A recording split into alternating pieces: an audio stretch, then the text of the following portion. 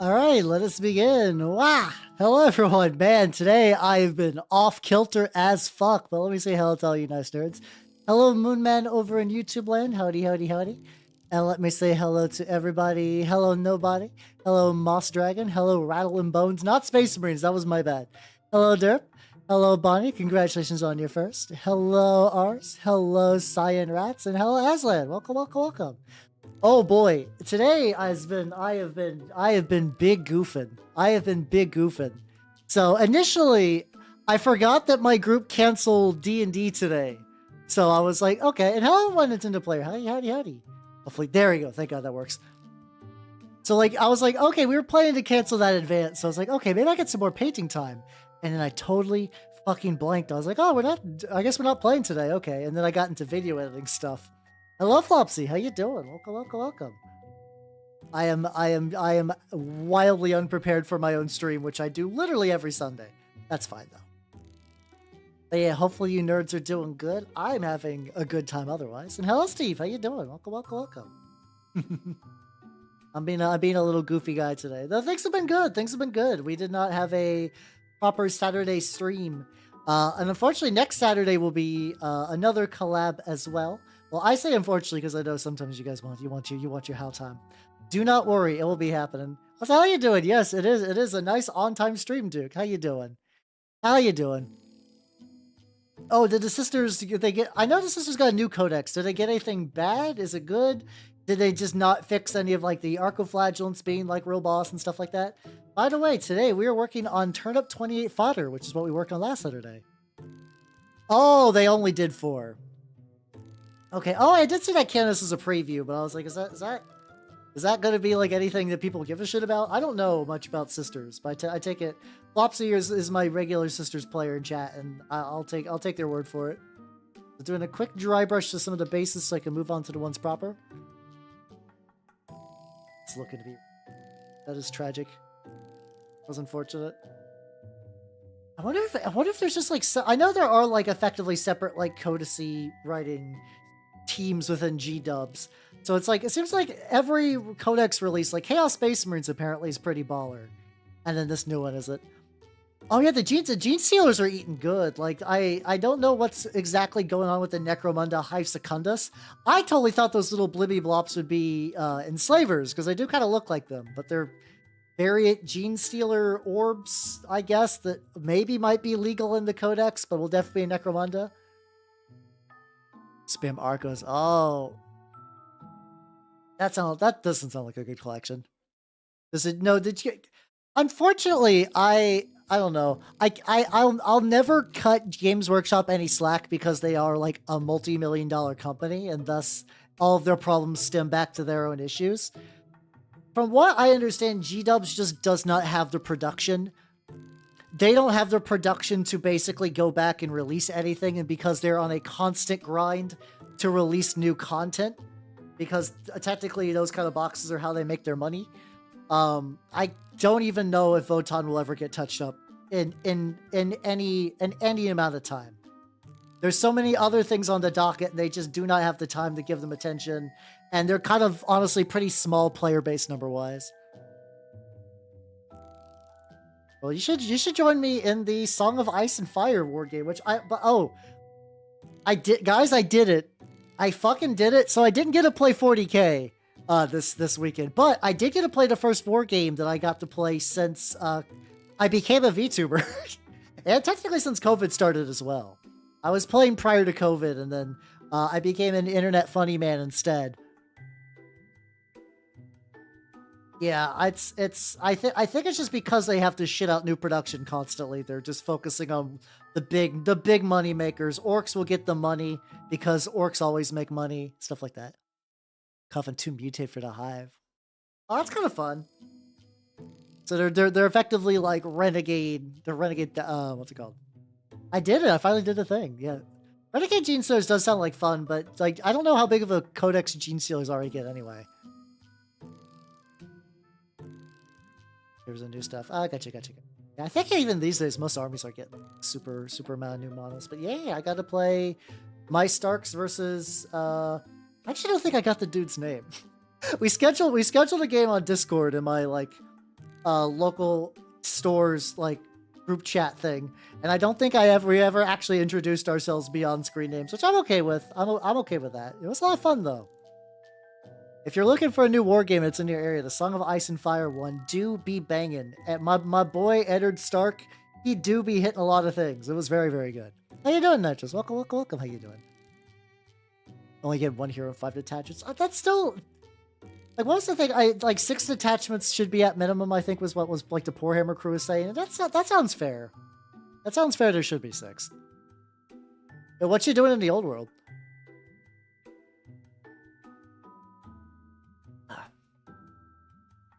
But yeah, a lot of banging.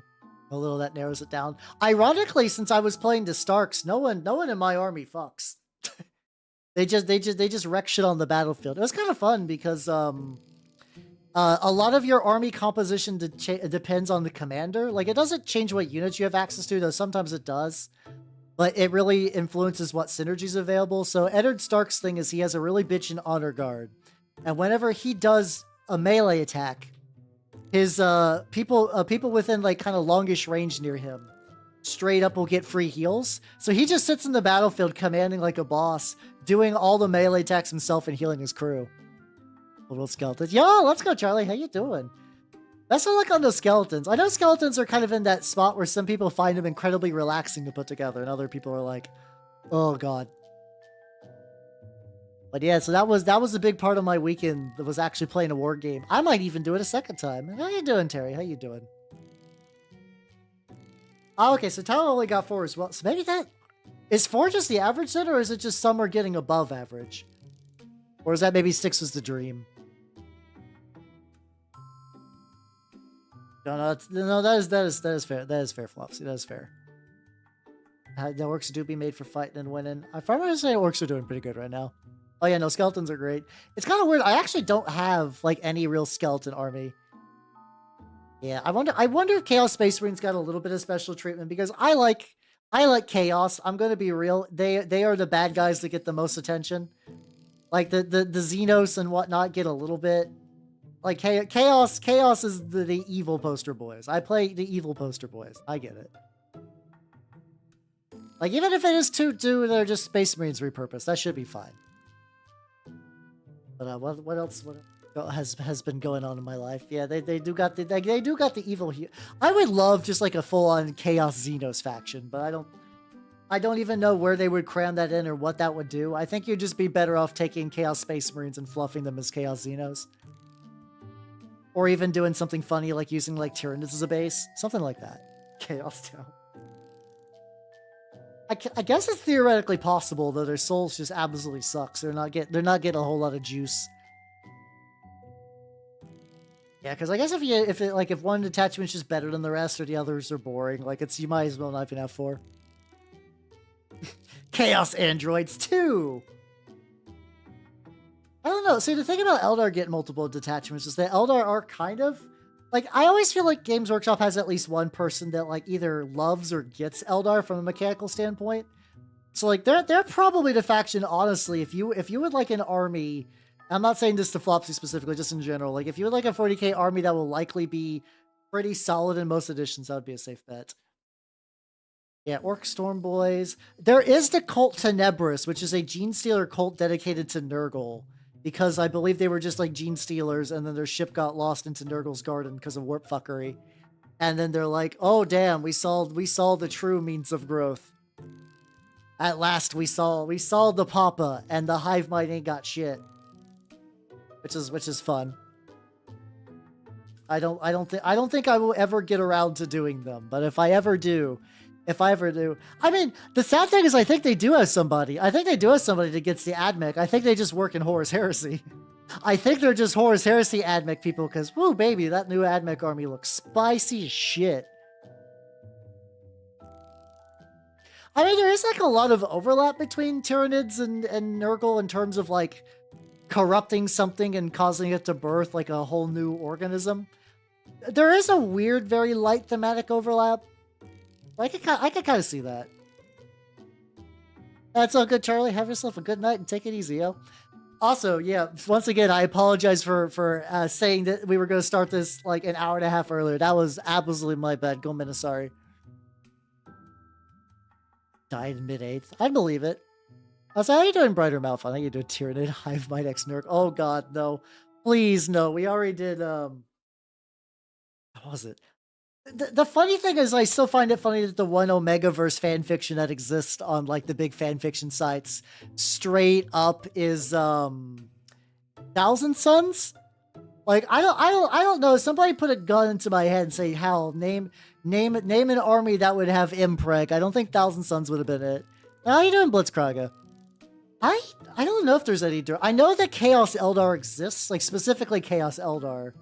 But I don't think they exist in very big numbers, and I know Drukari kind of wiggle that balance, where they want to be the decadence of Slanesh, but I don't think they actually. I don't think there's any real benefit to an Eldar typically worshiping them. Well, the way they like fluffed it out in those descriptions was like, at last, the sorcerers of the Thousand Suns truly found the way to spit in the face of the Corpse Emperor. And show him that, like, they will not bow to the constraints of their gene seed, which is very funny. Yeah, I was gonna say, I did like those new Necromunda nids. I don't know if I will ever do Necromunda. Necromunda is a game that's always excited me. I was like, ooh, that looks cool, but I don't think there's a scene where it's where I'm at, and I'm already like so logged up in other games. My game docket is very high. By the way, Warhammer people come in. I'm actually painting Turnip28 today because I'm a little mischievous gremlin man. See, I'm jelly. I guess I could get some Ashway stuff. Everyone, the Trueborn unit, since everyone valued, make sure they got clone body. Ah, that's true. That's a fair point. What am I doing? Something I will be doing next week. I learned recently that like the faction I wanted to play for Trench Crusade, the Black Grail. Hello, Billy. How you doing? Welcome. They recently got stats, and I know there's a lot of drama in Trench Crusade, but fuck it, I'm painting Trench Crusade next week. And Brighter Malfon, thank you for the follow, and welcome to the workshop. Welcome. Check it out. So I currently have 2 Corpse Guard made out of some Bestiarum bits, and the plan is to paint them on Tuesday. So that should be fun. Turns to dust. So the funny thing was, even prior to this, I was working on a YouTube short. I was going to be like, oh yeah, here's how you would do, what's it called? Like, here's how you would build some Corpse Guard in Trench Crusade, since there's no official models yet. How you doing, Melanie? Welcome. How you doing? All right, let me stretch real quick. Ah, there we go. See, how you doing? Hello, Chieftain. Welcome. Now that I'm done being a little guy. So I don't know. Maybe if there ever is an opportunity for Tyranids, maybe I would get them for Necromunda and then do them as the Cult Tenebris. That could be fun. That could be fun. Yeah, we're working on fodder today because I do want to get those. God, I still have a decent amount to do for the army. I got quite a bit for the Turnip28 army. I'll be painting them basically every Sunday for a hot minute. And I'll do. Like, don't keep it around. But howdy. I say hello whenever somebody redeems the redeem. I reflexively say hello, even if you've been here the entire stream. That's just a my brain thing. But it's a small. Yeah, I do typically like skirmish scale stuff. Like I was building up stuff for my Trench Crusade things, and it's what 2 Corpse Guard, one of the Flying Beelzebub Heralds, the Lord of Tumors, which I've not built yet, and a shitload of these guys for the Grail Thralls. These are from Blue Art. There's like weird, hideous bugmen, monster mutant things. So I'm like, yay, let's go. So yeah, if I don't know, I could ask around the shop and be like, does anybody actually play Necromunda here now that I'm more active at my shop? Technically, the wild world of games are now in my grasp. I can actually play games now. Oh yeah, it kind of does. Yeah, it does get that kind of like open thing. Those are what's it called? Those are the Trench Pilgrims that have the tits out nuns. You could also, in theory, probably repurpose some of the sisters models for New Antioch, which is like the main force of the church. So like the Warriors of Heaven in there are basically like trench pilgrims, which are the weirdos, and that are just kind of doing their own like pilgrimage punishment thing. And then you got New Antioch, which is sort of like the base of the church, and they're like more... This is gonna be kind of fucky. So my hands are currently hella dried out at the moment. So I do not wish to present them to stream, which is why I'm dual wielding gloves. But I'm also missing like a tactile control of the paintbrush that I'm kind of used to. So these might be kind of more jank than I usually paint. So go man of sorry in advance. Be entirely work. Yeah. Gene Stealer Cult Tenebris for Necromunda would be pretty spicy. I could do that. I might just say fuck it, but I don't know. My goos are not quite stream presentable today, which is a bummer. Yeah, that's kind of thing. I think I've seen people like, why, like, in a world where hell objectively exists, like in Trench Crusade, like why would you pick hell? And usually it's some combination of like you get your shit corrupted, whether it's by torture or like a hideous monster transforms you. Every now and then though, they do kind of got that like, hey, working for the church sucks. Why don't you just be free and just join Satan? Why don't you just join Satan? It'll be fine. I don't know why I did like a funny southern voice. Oh, I think I was just picked up like an accent from last podcast on the left. From like one of the Henry Lucas ones when they joined the Hand of Death. How you doing this, mate? Oh god, can I snap like this? Fuck, that's about as good of a snap as we're gonna get. Billy the Bucket, thank you for the follow. Welcome to the workshop. Nice. That's all good, it's all good. I'm glad. Oh yeah, there's a lot of Hell Lords you can get bounced around to. Like, there's one sub-faction that apparently has, like, playtest rules I've not seen called the Knights of Avarice that do a lot of, like, yeah, we work for Mammon, we love gold, and we love sacrificing gold to our demon lord Mammon. And then, I guess they can, like, there's a requirement in there that they straight up have to have so much gear on them, or else they, like, you can't run cheap with them. You literally have to buy a bunch of shit for each of your dudes, which is very fun. Yeah, I don't think the Templars were converting to Islam, but they definitely did open up a gate to hell. That is true.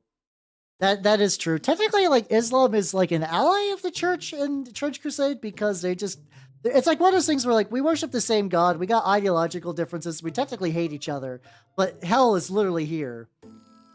Even though there are like church infighting events within Trench Crusade, which is how your buddy could have a good army, have like a Trench Pilgrim army, and your other buddy could have a New Antioch army, and how they could fight each other, you know?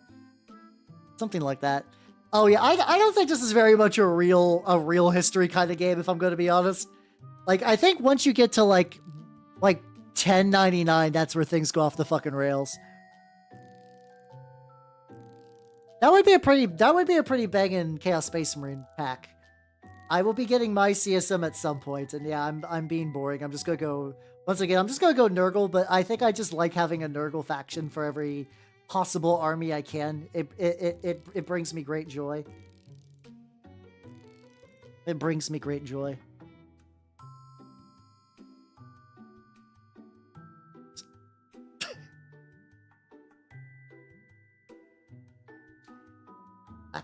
The lack of tactile feeling is fucking brutal. I don't know how people do it with double gloves. I guess it's just like a whole skill set to get used to. I'm so used to like one singular glove, and then the other one is just bare grippers. Yeah, so yeah, I mean that's true for every game. As long as like if you have fun with it, you're not an ass. You can kind of just do whatever, really. I always kind of like that about tabletop spaces. I find that creative part of the hobby very satisfying as a person, as a person who has an overactive imagination, which is pretty accurate for a lot of shit. God, that do be real. Hello, Yishikun! Welcome, everybody! Welcome! How you nerds doing?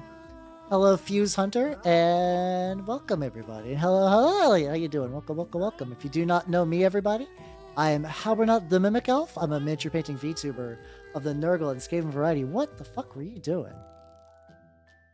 Special events. Yusha, what were you doing, yo? What were you doing? And hello, Oboro Asano. But yeah, for everyone who doesn't know, I like to paint miniatures on stream. Here's some minis I've done recently-ish. I have newer ones that I need to upload rotators on. They're not ready yet. They will be soon. Oh, okay, wait, so who was 7 and who was 2? Who was 7 and who was 2? I need to know. Yeah, these are very loose gloves, to be fair. Who knows?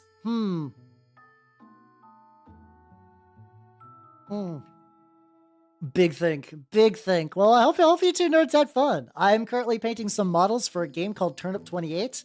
I have incredibly loose gloves because I don't have any other glove options right now, and my hands are dry as shit. And Aboro Asano, thank you for the follow. Welcome to the workshop. Welcome. I'm gonna be a little worse of a painter than usual, but I still think if I'm just a little bit more careful, I'll be fine.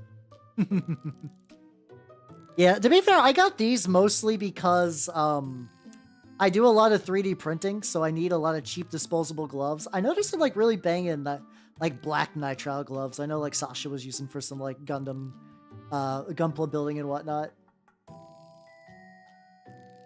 But yeah, what game were you two battling against in particular? Like what were you doing other than just having a brawl of some sort? Was it a karaoke thing? I think I saw like a Sonic Adventure 2 thing. Like were you guys playing the fucking multiplayer mode? Oh, it's just a gauntlet of games. Gotcha. I was like, honestly, I don't think I'm that good at Sonic Adventure 2, but I could totally see like doing a whole like competitive tournament bracket Sonic Adventure 2 battle. That'd be a very silly game.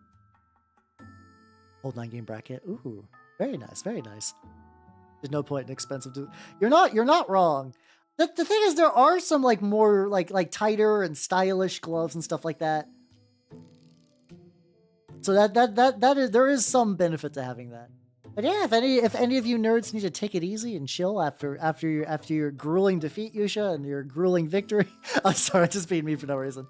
But if anyone needs to chill, do not worry. In the meantime, I'm continuing to paint some minis, and we're talking about a war game called Trench Crusade, which is a game I was interested during earlier stages of the playtest.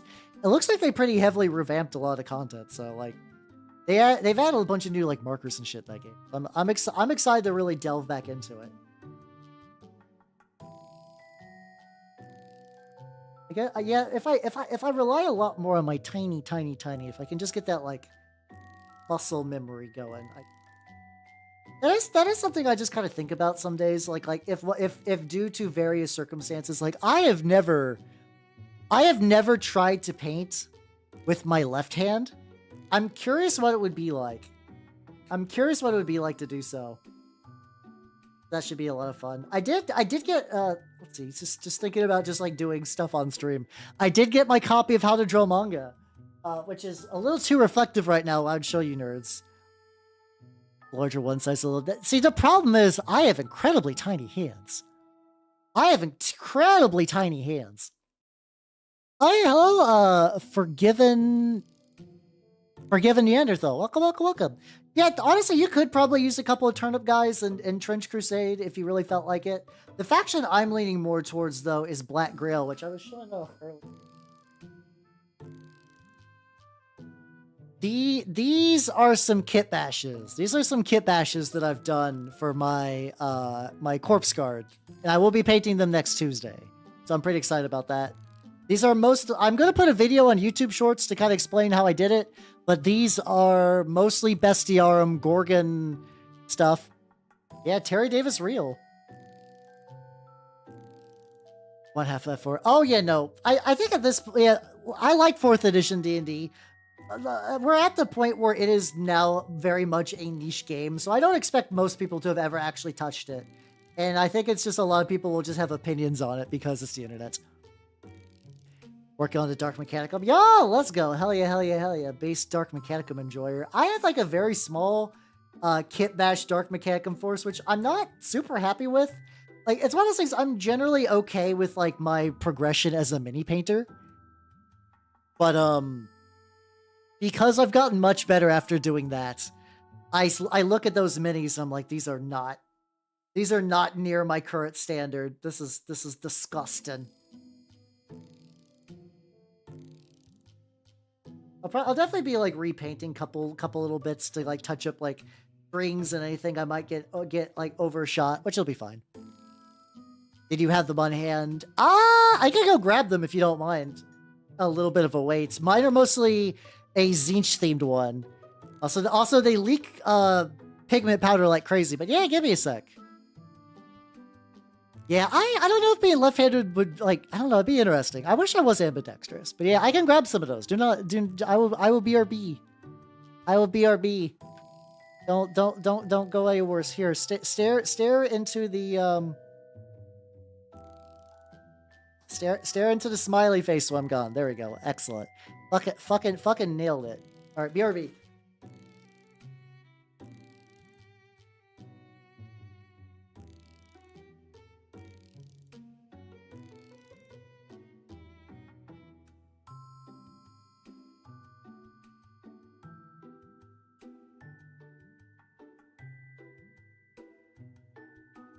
Oh.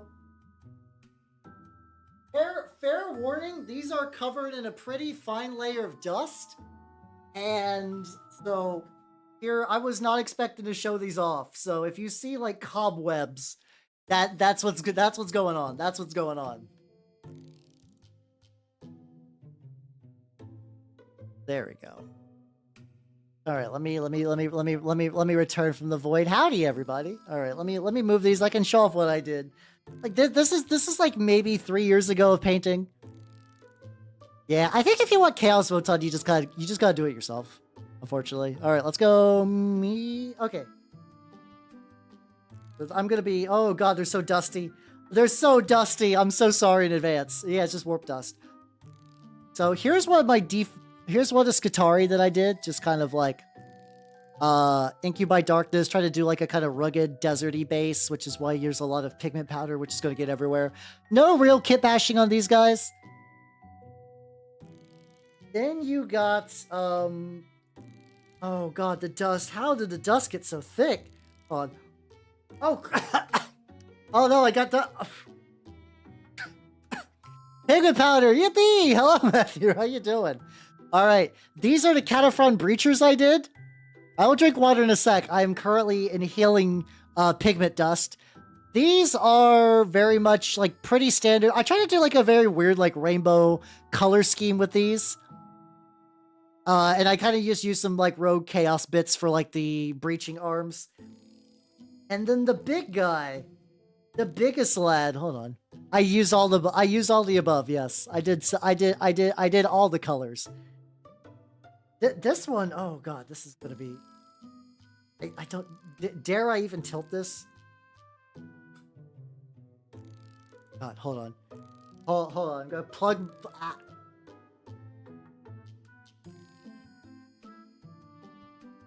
All right, plug my nose before I did that.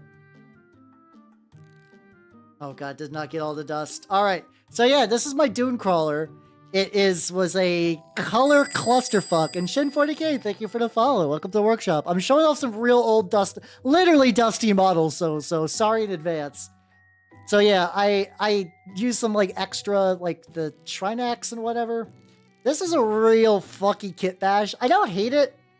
I do wonder if maybe like an oil wash might kind of save this. I definitely inhaled Thousand Suns. The bases are incredibly dumb. This is cork.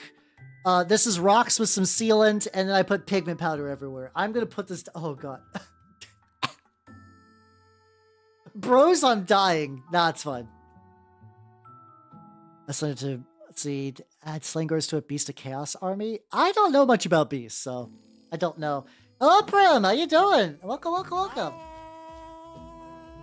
I am actively inhaling dust, so let me move over. Hello everyone, welcome. If you do not know me, I am Habernot the Mimic Elf. I'm a miniature painting VTuber who has mostly inhaled pigment powders at this point. How you doing? What were you doing? And Forgiven Neanderthal, thank you for the follow for me. Welcome to the workshop. Hello Bird Moss, hello Next Time, hello Jimmy Map. What were you up to, Prim? What were you chatting about, nerd? What are you chatting about? And hello 14 Android, welcome. Oh, shit, I forgot to mention that earlier. Ooh. And hello, Cat Datch. Welcome. A Taiko drum master. Oh, that sounds rad as shit. I fucking love Taiko. God damn, do I love Taiko. I think Waka is my favorite rhythm game, but Taiko is definitely up there. Let me sip some water. I was showing off some old models that were covered in dust, but because they were not properly sealed, I was getting a lot of pigment powders. So if you hear me sneezing a whole lot, that's what's going on. Currently, I am painting some minis for what's it called?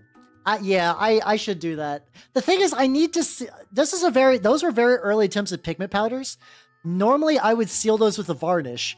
Those just did not get sealed for some reason, and I left that in my living room. I was like, I am going to seal that one of these days, and he did not. But yes, I got good news for everybody. Or I got news. I think it's good. So next Saturday will also not be on my stream. Specifically, I am going to astrally project my body into the most inhospitable land on this planet, Canada. I'm going to be part of a D20 live Dragon Ball Z Mutants and Masterminds one-shot for Anime North. I'm very excited. I have never done a convention panel before. I've never done any sort of paneling thing. Ooh, France would have also been a good contender. Yeah, I'm going to the frozen north. Yeah. I'm very excited. I'm excited for that. And if you know, I think she's might have said something. If not, there's going to be 2 weird human-shaped flesh creatures, and then also fellow hag elf Maple Winters will be there, a resident of Canadian land, from what I understand. So I'm very excited. I'm playing a gigantic Namek dude named Suzafon. It's gonna be great.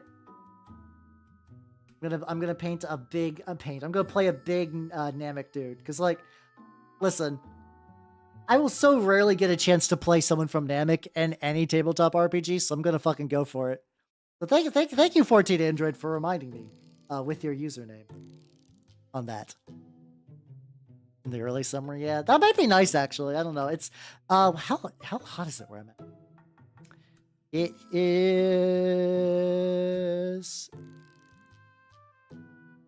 Can't see the easy temperature thing anymore. I want to say it's probably like it's kind of later in the evening, but I think it's like 70-ish right now. And tried the screech. Is the screech a snack, or is it actually just the act of yelling? Because I do enjoy a good yell every now and then. Oh god, I'm still feeling that I'm still feeling that pigment powder, Mr. Krabs. I think I'll be fine, but if you just hear me just absolutely fucking rip a sneeze, that's what's going on. I'm full of pigment powders, which is appropriate. I've been full of craft supply. I spent the last 2 days. I got paid, so I went gathering a lot of arts and craft supplies, which should be a lot of fun. Thank you for the hydrate stretch.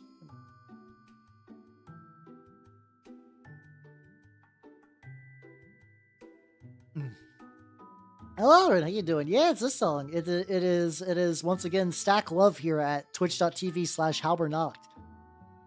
Let me link the song for you, for everybody on the YouTube side. No, Burger King is, again, I don't know. Burger King used to be fine. Burger King used to be fine, and at some point they just lost the plot, and I don't know what happened. I don't know what Burger King did that rendered Burger King just like fucking terrible. They used to be fine. Number 15. Burger King is a baddie. Well, I'm jelly because every Burger King near me is basically a crack den. Like Burger King where I am at is a restaurant you legitimately go into the bathroom to get to.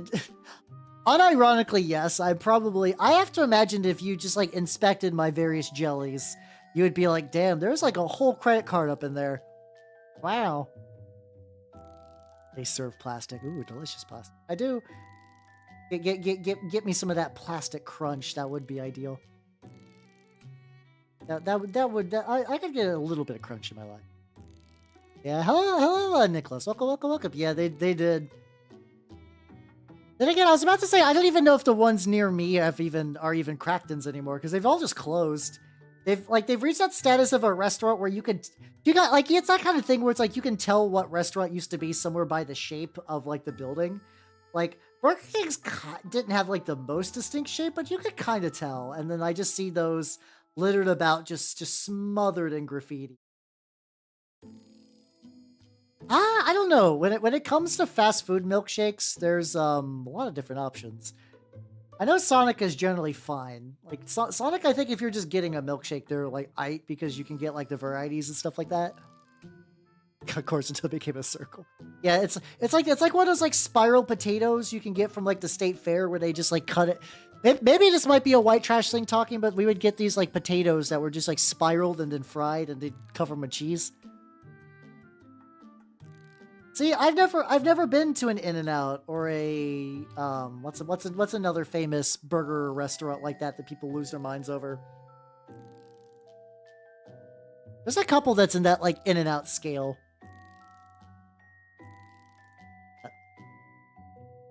Five Guys. I like Five Guys. I like Five Guys, but like I don't go to Five Guys for shakes.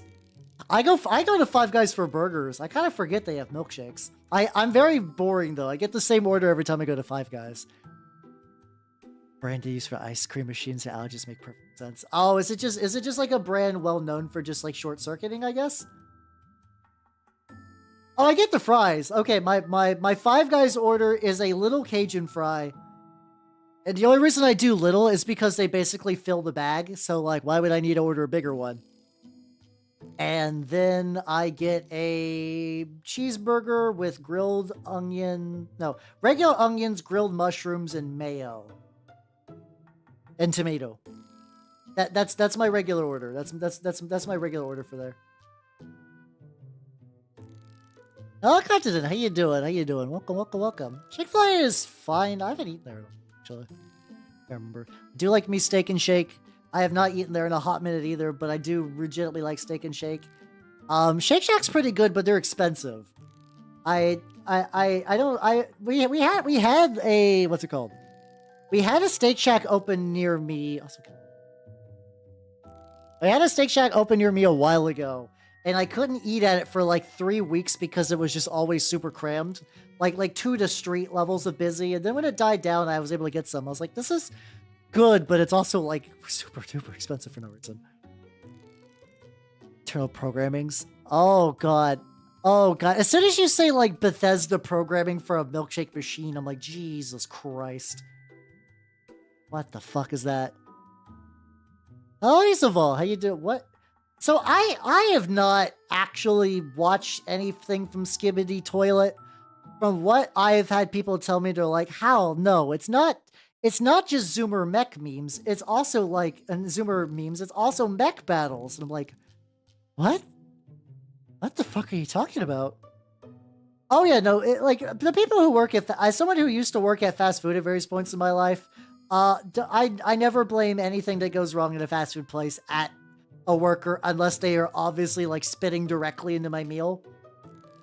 And even then I think I'd be like, huh, rough day, buddy, huh? That's fine. I'll have a water instead. That's just for travel hours. Chick-fil-A's fine. It's not that good. No. I would not travel that far. I wouldn't travel that far for good food, to be fair, though. I've actually, like, my hand is thrown off the light balance because I'm interesting.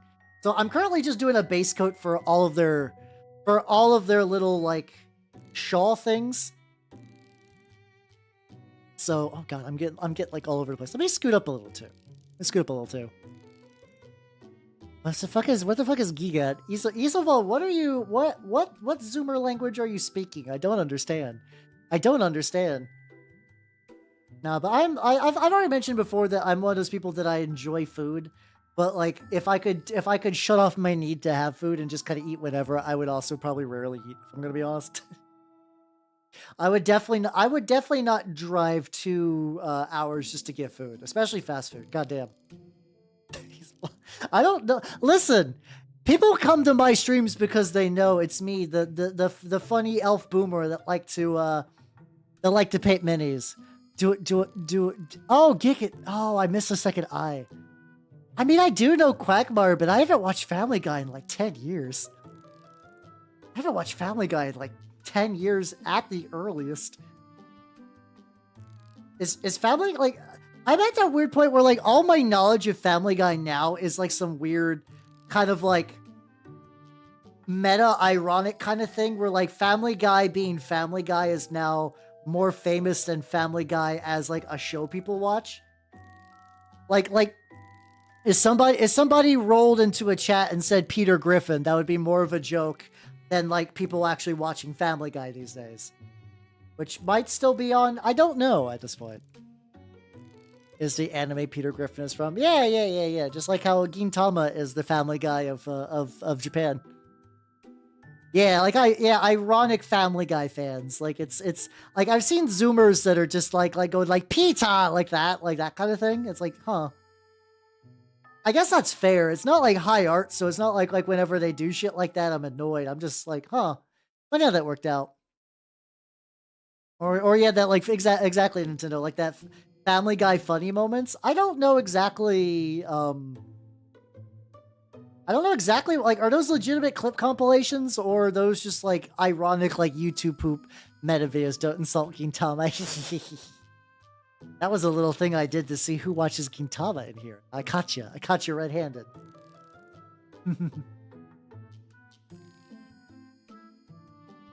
I've lived long enough that I know that there's like little key phrases I can drop, because I know that when you compare Gintama to Family Guy, Gintama fans get upset. I'm sure Gintama's a fine show, but dear lord, I'm not watching like all 8 billion episodes of it. I've had people try to show me Gintama, and I'm like, I'm sure if I watched that 10 years ago, I would be down. Warcry. Oh fuck yeah, Warcry turns fucking rad. Hell yeah. Best of luck with that. Best of luck with that. And some mind virus. I mean, I don't know if I entirely disagree.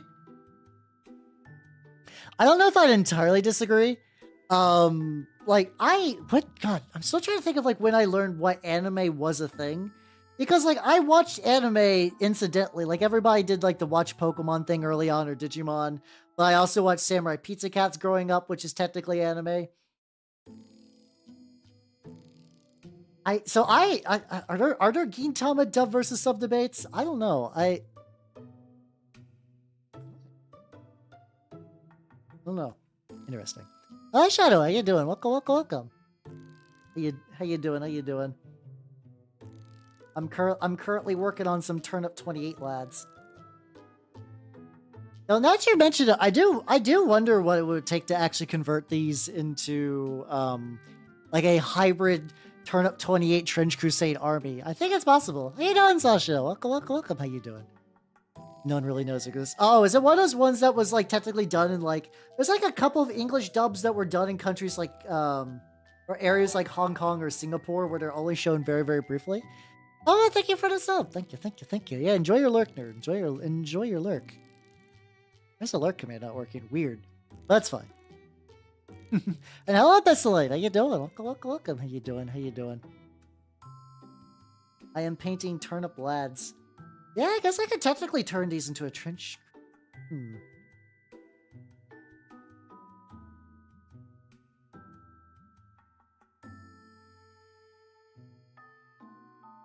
Interesting. I have to think about that because I could maybe make that happen just as like a demo army.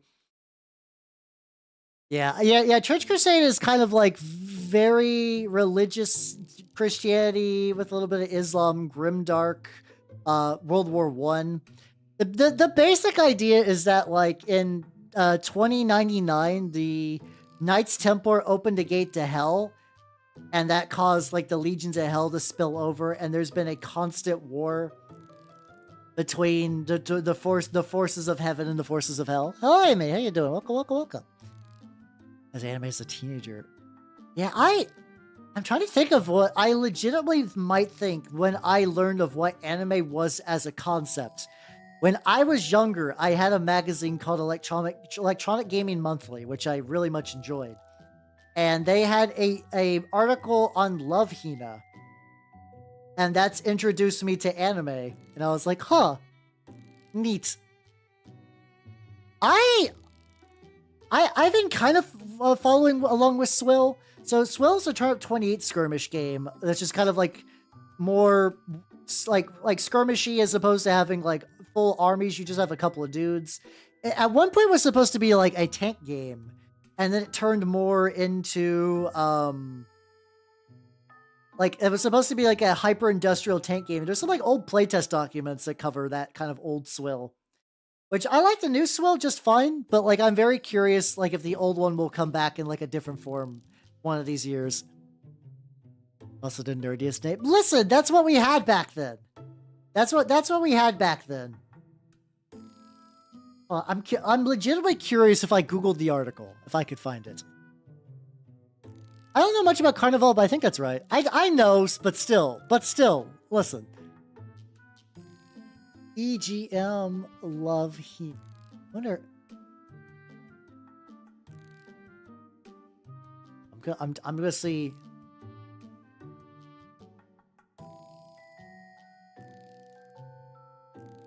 No, there's a Love Hina Game Boy Color. Of course there fucking was.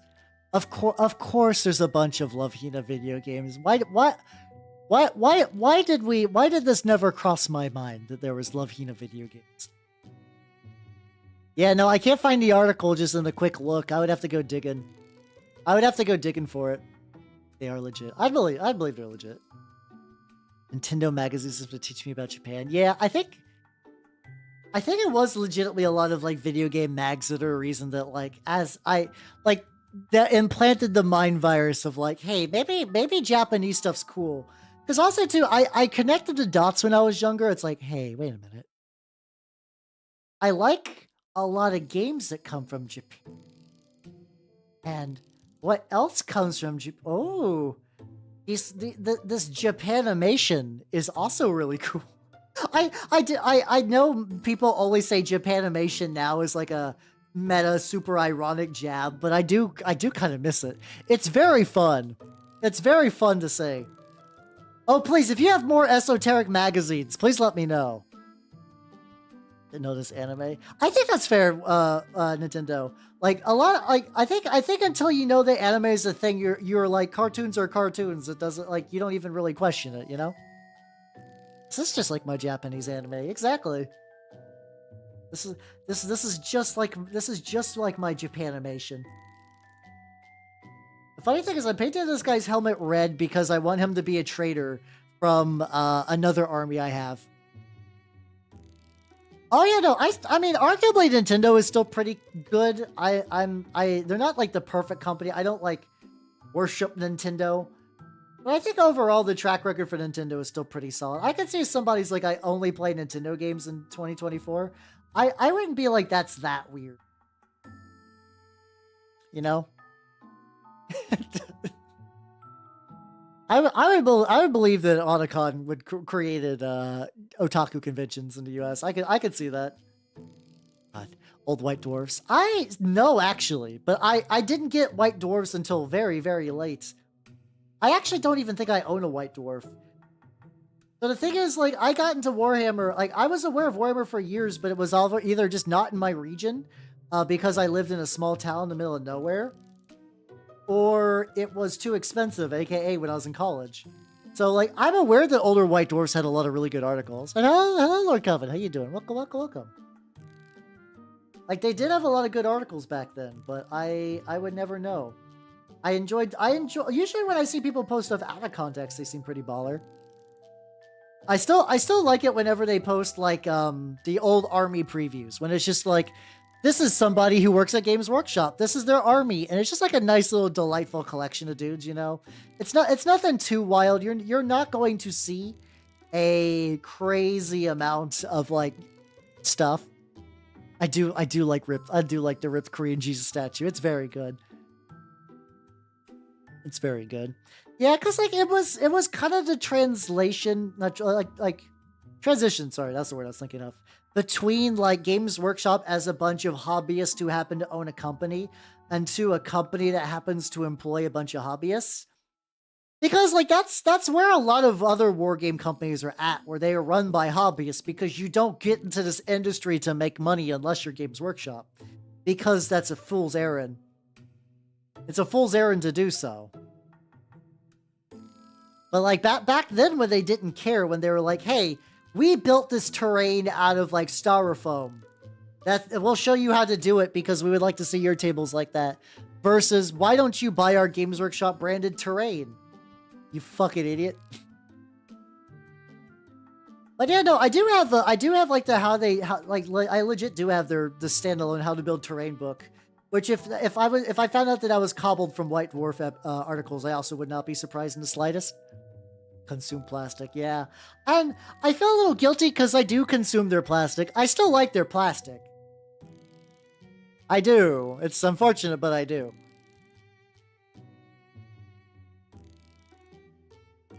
But yeah, no, they are a very different entity than what they used to be.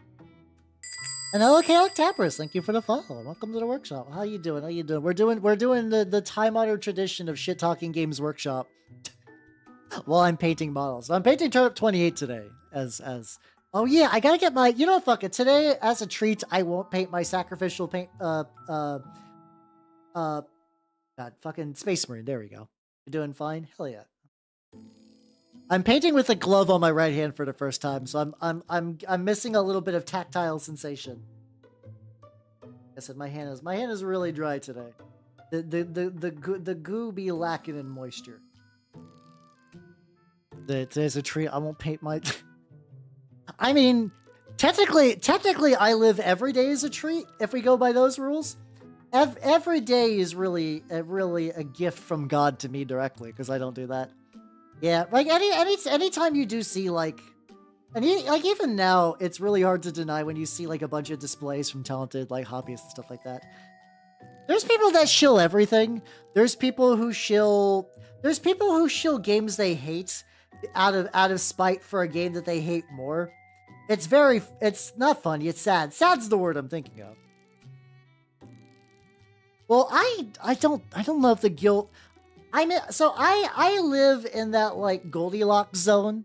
What I gotta say is like, I have enough money that I can buy all of the dumb little trinkets I want. I can buy all the Warhammers, and like I don't go apeshit and buy like a whole new army every month. But like I can treat myself. But I will never own enough money to like own a house. Like I'm not at that tier bracket yet, so I'm probably going to be renting unless I have to find someone to settle down with, and then I'll probably look into getting a house. Till then, I will continue to rent until morale improves. Yeah, exactly, Nitrous. Oh, shill. I did see it. I will have to reach out. I will have to reach out on Monday when I'm more free to do so. I did do a thing I said I would do, and I did a little more video fuckery. I put in that little Trench Crusade what STLs I like to use. The funny thing is the entire video is like a minute long, and it took me like I had to do so many outtakes, and then I have to what's it called? Then I had to do like assets made for it. I keep forgetting how complicated that is if you're wanting to do like just any amount of video editing. People actually make. Yeah, that is a bummer that Games Workshop is like, here, we at Games Workshop made these models. It's like, I would like to know who the sculptor was. I can understand if somebody like the Devastators, like the Devastation Squad, the ones with the big goofy Nerf weapons, are like, don't put my name on that. But otherwise, yeah. Yeah, that's true. I guess also that just might be a thing, that like a millennial thing, that like owning a house is just a fucking pipe dream.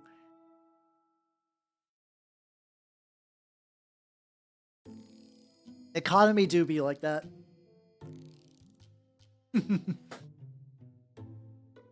It do be like that. Has to invest money on training them. I hate that. No, I hate that. Because like the thing is, a lot of the stuff that Games Workshop says is true is not, because you see examples at other companies. And every now and then, like, if somebody does have clout, if somebody does have clout, like, they do get to say that they worked on a Warhammer model. Like, what's the guy's name? I think it's like Andy Latham. I think that's his name.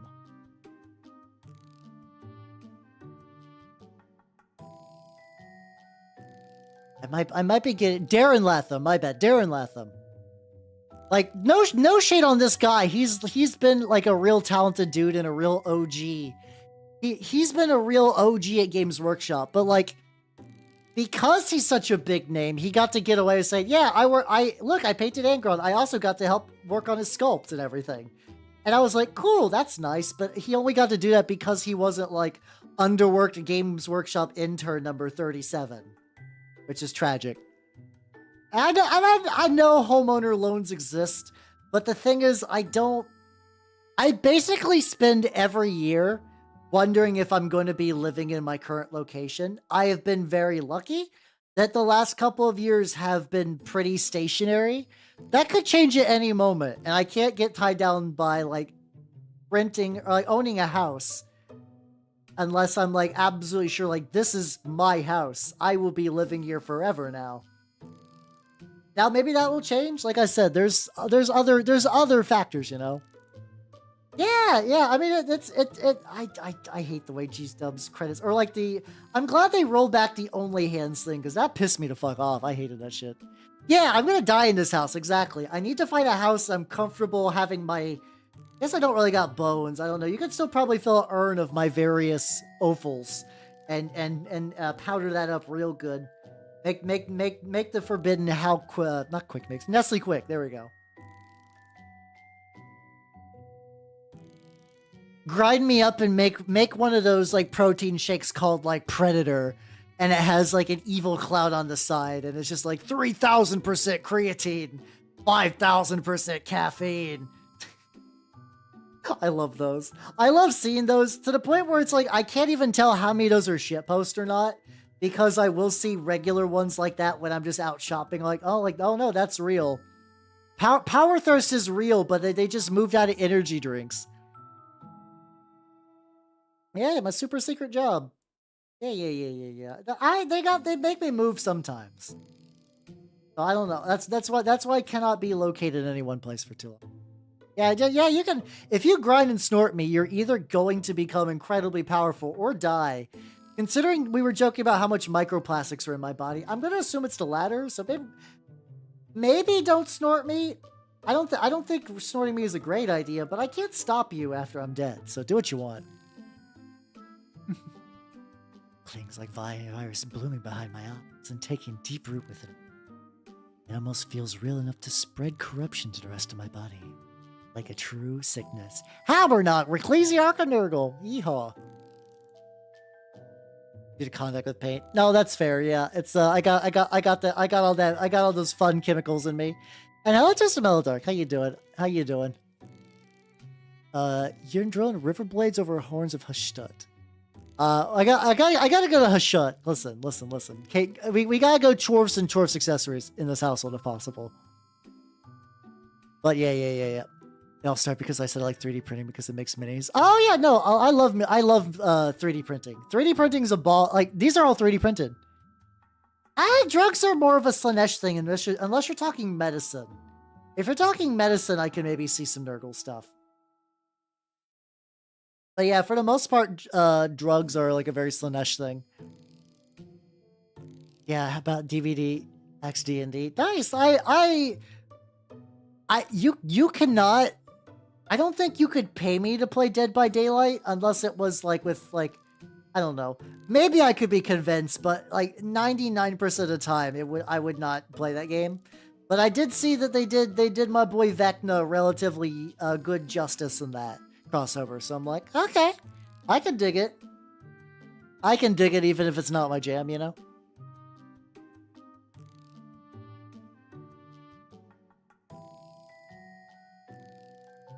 Is that what Saltburn's about? Oh. I've never watched it, but I don't watch movies very often that are not like weird fantasy trash. Speaking of that, I need to figure out what weird fantasy trash we're going to be watching this week. We ran out of Underworld movies. Maybe oh god. That's fine. I will touch up the medals later. I knew this was gonna happen when I put on the double glove, and also because I'm doing just base coats. I don't know, I thought he was proper threatening. I do like when Vecna is like, I don't know. I like serious Vecna. I like my D&D villains to feel scary when they can. Or Smoke. So I like Smoke in the context of the Middle-earth strategy battle game as one giant unit. I I don't particularly give a shit about Smoke otherwise. Like, if they made a fucking Hobbit crossover for Dead by Daylight, where, like, the killer was, like... I don't even know how you could do Smoke, because he's just so big. I guess you could just see the head peek down, you know? He drinks the bath... Oh, so he actually does the, like, gamer girl bathwater thing. Which apparently I saw an update to that. Apparently what happened, I don't know why, Belle Delphine claims that, like, PayPal shut down her account during that time period, and she had to do a lot of the mailing and payment processing herself, which cost her money on the bathwater, which is like...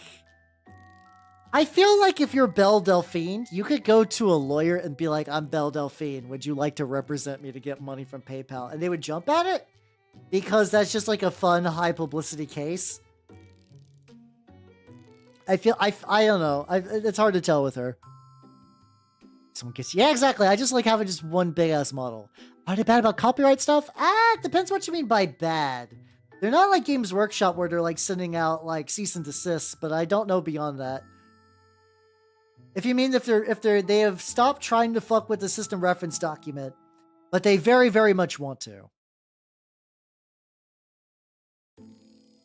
Yeah, exactly. You get something out of that. I also have to imagine that even if you lose, you're still probably getting paid a decent amount, and you get the like, not say that every lawyer wants that kind of notoriety, but some very much do. Some absolutely do. Oh yeah, and there's Castlevania in that like V Rising game, which is like Diablo but also Minecraft, I guess. I ran into Cabal like a couple days ago, and that was the best. That was the best indication of what that game was about. Let's see. Where do I get paints? Usually I do buy them local. I'm trying to move away from Games Workshop paints. I prefer Vallejo if I can.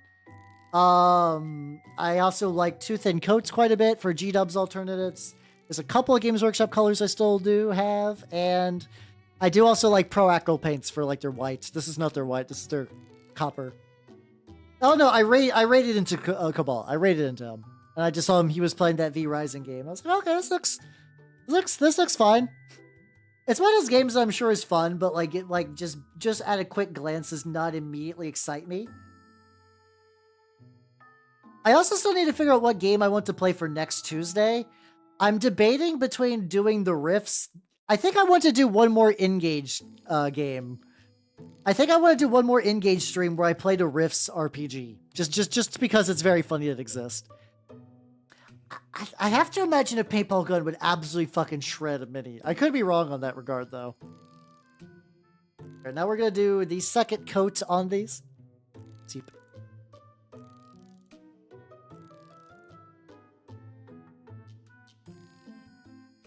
I don't know. I know, as far as I can tell, the only game that's actively doing Warhammer crossovers is Call of Duty, which is bizarre. Like, just like the fact that you could have just like a tactical like beardo man with like a fucking like bolter is just wild. I don't know. Yeah, I'm sure that you could probably do that if you were like careful enough.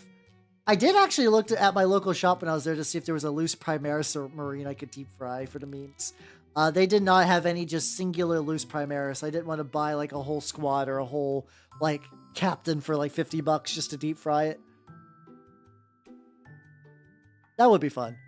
Oh yeah, no, I'm surprised you didn't heard about that. Yeah, it was a while back. They did one crossover where there was like a blood angel, but he was proportioned like a regular human because you still have to get the same like you still gotta get the same body profiles, right? Because it is a game where everybody is a roughly equivalently sized human. Only one place to get your models anonymously. I mean, that's not a big deal. It's just I just wanted one singular one to deep fry, and I'll get one eventually. It'll be fine. It will happen.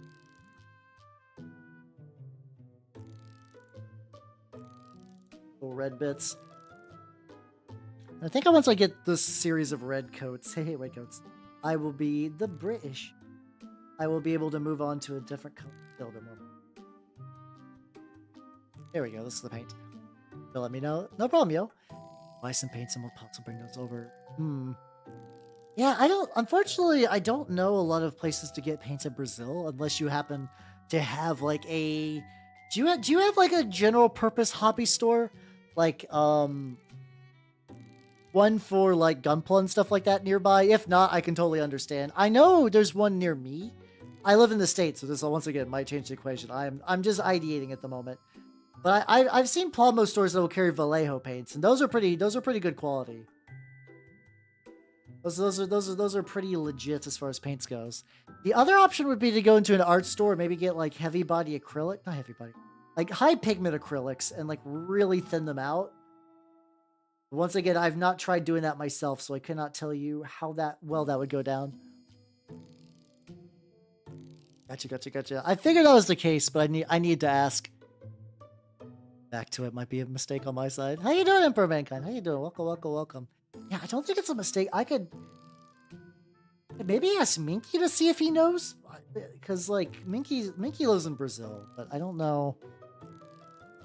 I don't think he doesn't really do any like stuff that's not like card games and whatnot. So I don't know if that helped. Green coat's Brazilian. Yes, 100%. Just finish a new guard army. Yo, let's go. Hell yeah. Always a good day when an army gets finished. I have only really experienced that once, and that was my Chaos Knights, where I have a fully 2,000 point painted army, which I love those lads to pieces.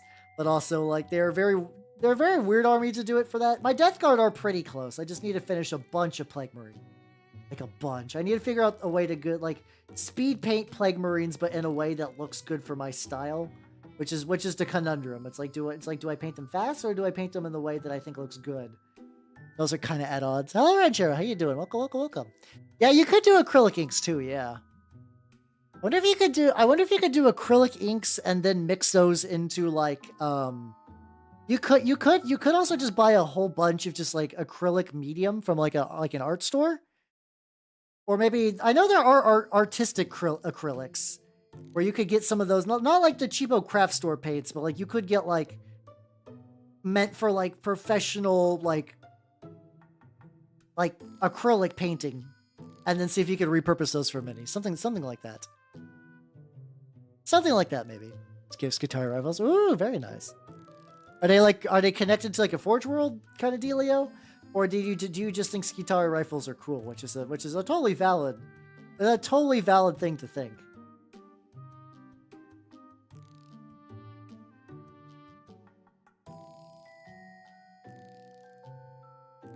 The lads are becoming real.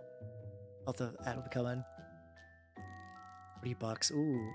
Ooh, God, that shipping blows. Yeah, unfortunately, I do not get any better options. But can I say that fucking bites? Like, that shipping is. I don't exactly know how your currency works. Reals, I think. I don't know. I'm not super well versed in foreign currency. But when you're paying more than double the OG price, like, I can tell that's fucked up. I can tell that is the most fucked up of shit. I do declare. That sound fucking brutal though. It's mostly taxes. Okay. Still.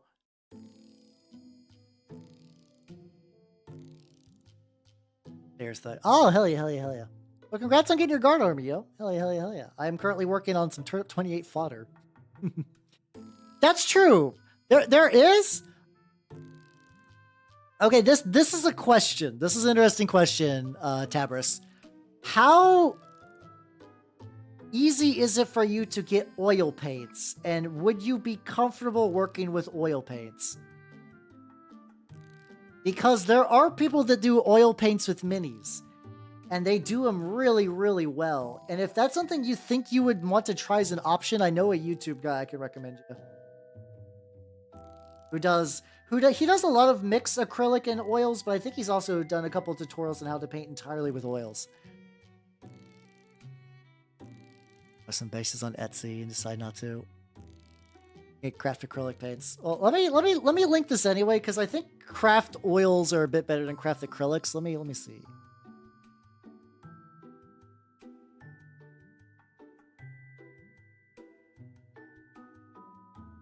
This is not something you have to do, but this guy, Marco Frazzoni, is very, very good. I'm a big fan of him.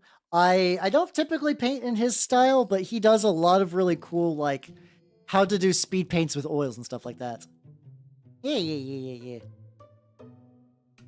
And the washable oil paint kit. I don't know. I have no idea. So you learn how to produce your own paints from scratch. I guess the biggest thing probably is you would. It's whether you want to, like, do you want to make your own like artistic medium? Like, do you want to recreate acrylic medium, or do you mind buying like acrylic medium in bulk and then mixing colors into that? Because that is not as hard. Like, I buy bulk acrylic medium from my craft stores because I use them for, like, I mix paints with gloss acrylic medium to do like slime and stuff like that for my Nurgle stuff. I also recently purchased some acrylic gloss gel medium that I'm going to be mixing with some AK Interactive paint, like snow effects to make like melty snow. I have not tried that out yet, but I saw that that's a good way to make really high quality snow in really economical amounts. So I'm very excited. That's all good, Nintendo. Have yourself a good night and take it easy. I'll have yourself a good rest. Have a good rest. Yeah, I'm considering how much I was bitching about earlier about not being able to feel the brush. I think I'm actually getting past it at this point. It's not that big of a deal. Really frustrates me. Oh, no, that's fair. I will say, though, if you do get good at oil painting on minis, you will actually be, like, real high spec. Like, you can get some really, really good blends. Like, you'll have to get some sealant, too, which that might also be hard to get. But the nice thing about oils is because they take forever to dry and they're really easy to mix, you can get some, like, real banging transitions. Like, you can get, like, really, really good, like, flame effects or OSL, or, like, getting really, really smooth blends on keeps and stuff. There is like, it's hard from what, or maybe it's not even that hard. It's different. It's different. And for a lot of people, there's no reason to like move over. Like, I use oil paints for washes. I don't really need to switch fully over from acrylic, but like if I started with oils and just kept at it, I would be getting some like real bitchin' results. Real bitchin' results. So I don't know. Maybe one of these days, like I'll do a full one of these days I'll just do a full painting a mini with oils. Some days I do kind of want to do maybe like a couple of gimmick mini painting streams. I want to see what happens if I tried to paint an entire model with finger painting, just for shits and giggles, just for one day. I've been thinking about this for a while. Just like a little, like, you know how sometimes you just get like a loose idea and you're like, I'm like 50% on this idea. I don't think it's great, but I can't entirely get it out of my head. So maybe there's something there. Wait, was she finger painting her orcs? I know she's newer, so I don't know exactly what she was doing with them. So I don't know. Huh. Stuff was financially better. Oh, that's good then. At least those Vallejo. I have Vallejos that I've had since like 2011, and for the most part, those still hold up pretty well. So assuming that like they were stored properly and their lids weren't like ajar, those would probably last you a bit, I'd imagine. Oh, missing black is kind of rough. I think black, if you got good enough at diluting craft paint, though, that one would probably be okay. There's probably getting a hold of black wouldn't be too bad, but.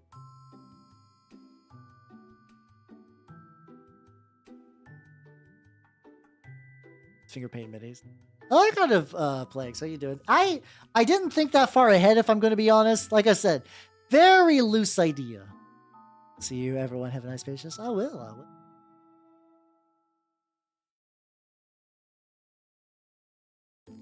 Oh, it's real bad. Never mind then. Never mind. It's neat June. I think it's like. Let me look up a thing real quick. Let me look at a date for a thing that I need to be settled on. Let me see. But I'm just gonna wiggle my paintbrush on screen while I'm looking at that. Whoa, whoa, whoa. Trying to see when the what's it called? See.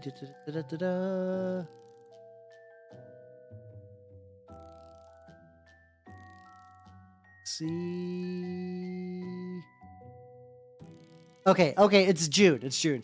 I was trying to figure out because we've been getting fucked over by Games Workshop for the paint along project. I believe June 16th is the date that we believe we should be able to do that. So for anyone who's had their orc sitting around in their room for a while, or like no, actually I don't think those even got shipped out. For anyone who's like waiting for their orc to come in for the paint along project, that will be next month based on the numbers. I have to double check on. 20 black to 1 ultramarine blue. Oh god, that sounds rough. That sounds rough. Yeah, I think it's one of those things that, like, unfortunately, like, I feel bad. I do feel bad, and I imagine if you came from like not a mini painting perspective, and you're like, God, is Hal ripping me off? It's like, no, it's just Games Workshop's a shit company. Sometimes you gotta understand. I'm very sorry about this. Yeah. Yeah, that's what I was wondering. Like, if I did the finger painting idea, I would either do something like Space Marines don't got a whole lot of crevices. But I also think maybe finding something with crevices would be pretty fun. Is like, how does one maneuver around this scenario? You know? Like how do I alley that oop to get into the refined recesses? You know? We'll find out. Like I said, that'll be an idea for maybe later if I really sit on that and think it through. Lots of God damn it. That was like it's one of those things. It's like if I say something and then immediately I'm like, oh, I know. I should not have used that combination of words. And then, yep, yep, and that happened. That's fine. Oh god, finger painting AdMech would be kind of wild because, like, Jesus Christ, I do have a couple of loose Skitarii in my closet. I think I have like a handful of Skitarii that just did not end up getting built, so I technically could. Yeah, I mean, I feel bad though. I feel bad because that was expensive, and it should still be coming, but it's really, really rough to be like, sorry, you gotta keep waiting for that thing you spent $100 on. I'm like, man, man, I feel like an asshole. Even though it's out of my hands, there's not much I could do, but I still feel bad. I do generally feel bad. Oh, they absolutely are. I think it's like a pretty common complaint that AdMech are basically built and constructed like a horde army, but they're detailed and priced like an elite, and it's led to some bitterness. Let's just say bitterness is the correct word for that. Hey, Nitrous, have yourself a good night and take it easy. I'll have a good rest. Have a good rest. The other options would just be to paint a real big model, like one that's just like real dumb and simple, like a Dreadnought would be fine. Maybe, I don't know. One better, fair point. 8 different colors. Oh god, yeah, no, that sounds rough. Like even my Plague Marines are kind of complicated for a base troop, and even though they're hoardy compared to the way they used to be, but they're still not that hoardy. Like you could run a Death Guard list with like 20 Plague Marines, and you're like, ooh, look at all those Plague Marines you got there. It's like, that's not that bad. That's not that bad. It's fine. Great and clean one. Actually, Rancho, you've actually, hold on. Let me finish this red. I forgot actually. So it's not an official Great Uncling one, but I do have a loose Great Uncling one kicking around. Hold on. This actually might be perfect.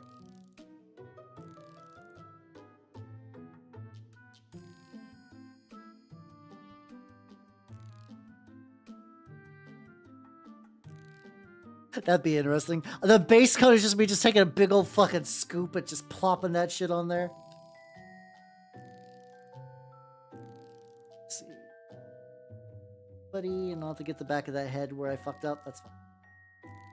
That's fine. Da-da-da. Mostly done with these rings. Excellent. Yeah, an orc bear wouldn't be too bad too, but hold on. I need to finish sealing this.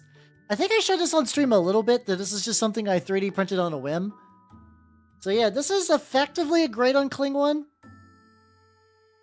And it's like, it's a big model. There's not like a whole lot of crevices. I could technically go like, like so these little lines. Also, the Inus is still a thing. By the way, if you have not seen the Inus yet, hello. Like this might actually be doable. Like I said, the arm got fucked up in printing, so I need to do something clever to cover that up. And there's still like a couple of big, just like gap holes that I need to fill. But otherwise, this could be the finger painting mini target. I could absolutely maybe do this with finger painting. I'll have to keep him separate. How you doing? How you doing, Majide? How you doing? How you doing? Welcome. Zoom back in. Howdy. I like saying Inus because that's just not a combination of words I get to use very often. How you doing? I'm painting some Turnip28, and I'm considering the logistics of like, if I needed to finger paint a model, what model could I finger paint? And I think it's that big, Great Uncling one kind of equivalent proxy thing. I think that could be a lot of fun. Yeah, I don't know which mini paint that will be. Maybe I could do that like the week after I do the how to draw manga, which I did get in, and that will be not this Saturday because that's going to be the Anime North thing, but the Saturday after that I'm probably going to do the how to draw manga stream, which should be fun. I did buy so when I do the how to draw manga stream, I am not going to use digital. I got me a spiral bound notebook. I got me some mechanical pencils. I am going to recreate the full experience of like, I want to learn how to draw manga in high school. Like when I think, which was roughly around, when was that? I'd have to look it up later. About the Flesh Knot. Flesh Knot still needs to be painted. Flesh Knot is hiding in some godforsaken corner of my room, gathering power and waiting for the stars to align, for him to arise.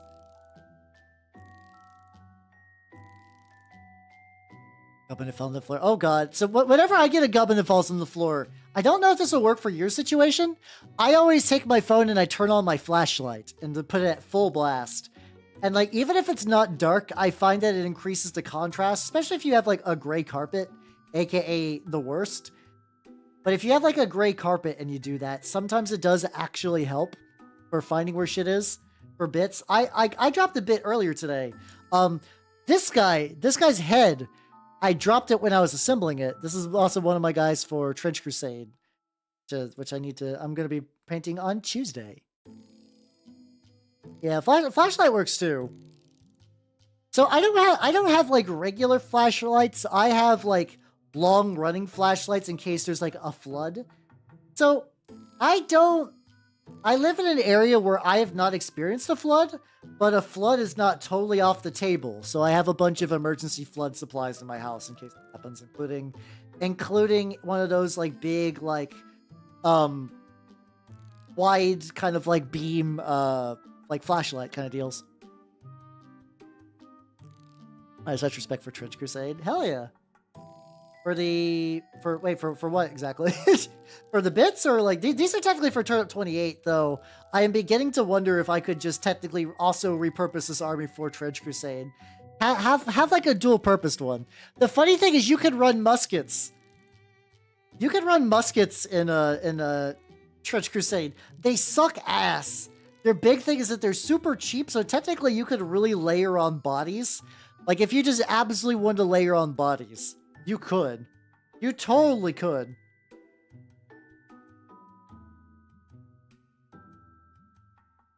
Oh, yeah. That whole fucking drama thing. It's very dumb. It's just like a bunch of secondaries trying to roll in and be like, ah, yes. Is this game woke? Question mark. It's like, oh, please. I'm so tired. I'm so tired of these people. I just want to paint minis. I just want to paint minis. Goddamn. I do not need cultural battleground. I just want to play games and paint minis. And they weren't there for that, so they got kicked out. Last I heard, though, they are doing a proper Discord, and I mean proper is it like last time they were sharing space with the 28 magazine and a massive flood. Oh god, no, yeah, floods are some of the scariest things.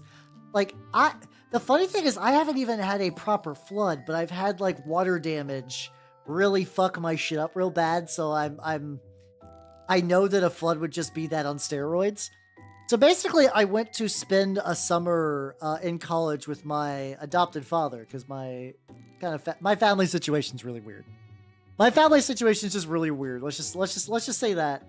And he was living in this like real cheapo apartment, and okay, I'm glad that there's no issues then, because like it's like I mean, usually health and safety comes first, but like property damage for floods is brutal. It's so bad. So the issue what happened is there was a leaky sink, and the way the house was, so this is gonna be a like weird visual. Like the sink is here, and like there's like a stairwell that kind of weaved around under the sink area, the kitchen area and stuff like that, because it was like a fucking repurposed attic that was turned into an apartment. And because I was staying the summer from college, I had everything I owned. Everything I owned in a couple of boxes that were sitting in the stairwell, because that's where we could only really put them. And eventually the sink had a leak, and there was no way to know because it wasn't at the top, it was like down in the pipes. And eventually the floors were so shitty and they were so waterlogged that they burst through and drowned all of my belongings in effectively like stagnant wood soaked water. And for the most part, I was incredibly lucky in that I didn't lose too much, but I did have books that became so waterlogged and stuck together they became ruined. I had to throw out like the Pathfinder core book and like I think the Bestiary Pathfinder 1E back in the day, and like a couple of other things, and like a couple of like I kept some like old like Japanese notes from when I was in high school, because I was like, I was still taking Japanese classes at the time. I was like, oh, those might be nice to keep around. Those got absolutely ruined, and like a bunch of other stuff. And the idea that that could happen at like a bigger scale does terrify me. Thankfully, that I do live in an area that like I don't think it in particular has flooded in a long time, or could even really at this point, because of like some better dams and stuff were put in. But still, that shit haunts me. Like, I don't ever want to like die to like natural disasters, but the idea of like all my it sounds weird and superficial, and I know like things are things, but I'm a person with bad memory, so I like to enshrine a lot of my memories within stuff I have, which I don't care what kind of that makes me come off as, but like losing stuff sucks. It's probably why I do cling on to a lot of stuff way past its use. I hold on to broken shit way longer than I should, because I was like, no, my sweet little creature, I'll find a use for you someday. Don't worry. And I do sometimes. Like I do recycle things into terrain. Basically every used mechanical toothbrush becomes a miniature paint stripper at some point, because it's really good for that. Yeah, no, floods do be sucking. Floods do be sucking. So yeah, I wish I had a good memory. And that's one of those things that I do wonder if like Nights of Insomnia in my 20s really just kind of scrambled the way my brain equivalent is put together. Like if I just will never truly have good memory. I don't know if it's maybe it's because I don't sleep super well now and that affects it. I don't really know. Maybe it's one of those things if I ever went to get like a shrink or something like that, and then they're like, oh shit, you have a whole bunch. You got a whole bunch of like stuff logged in there. I've used them in the past. They're fine. Like if that's just like the only source of paint you can get, you'll be fine. They're like roughly kind of in that like Vallejo Army Painter category. I'm technically using a Green Stuff World brush right now. I don't like supporting them because they are kind of a scummy ripoff company, but if legitimately those are your only source of paints, usually a lot of their scummy ripoff stuff is for like painting accessories and not for the paints themselves. But like, if that's the, like I said, if that's the only way you can get good paints, go for it. They will be fine enough. I think they're worse than AK Interactive, but I also think AK Interactive is a pretty, like, well-respected and well-known painting company. As in, like, I've seen people talk about upgrading from Vallejo to AK Interactive. I own a couple of their Rust paints, and I would like to order more of their stuff in the future, but it's just, there are no AK Interactive stores near me, so I have to put up with, like, a meh amount of shipping if I order anything from them, so I haven't done that yet. Let's see, do I still, hold on, I might still have one. Let me do a quick scan of my shit to see if I still have a green.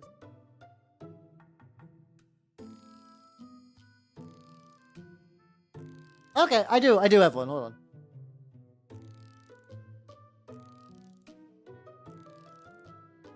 So, here's a Green Stuff World just red. The red color is basically rubbed off. But it's like, it's got a built-in shaker, and the paint quality is fine enough. Ooh. Ooh. Okay. Green Stuff World is probably like your army painter equivalent. It's probably going to be the cheapest. AK Interactive is really solid. If you do nothing else, AK Interactive I think will get you there. Scale 75 is interesting. They are a lot thicker, but I know a lot of like really high quality professional painters do like using Scale 75. I bought a couple of their paints years ago and never really developed a taste for them. But that was also like, I haven't used them in a couple of years, so maybe I'm better and I'm good enough as a painter to really get them. I don't know if I have anything I could do like a real quick paint for something there.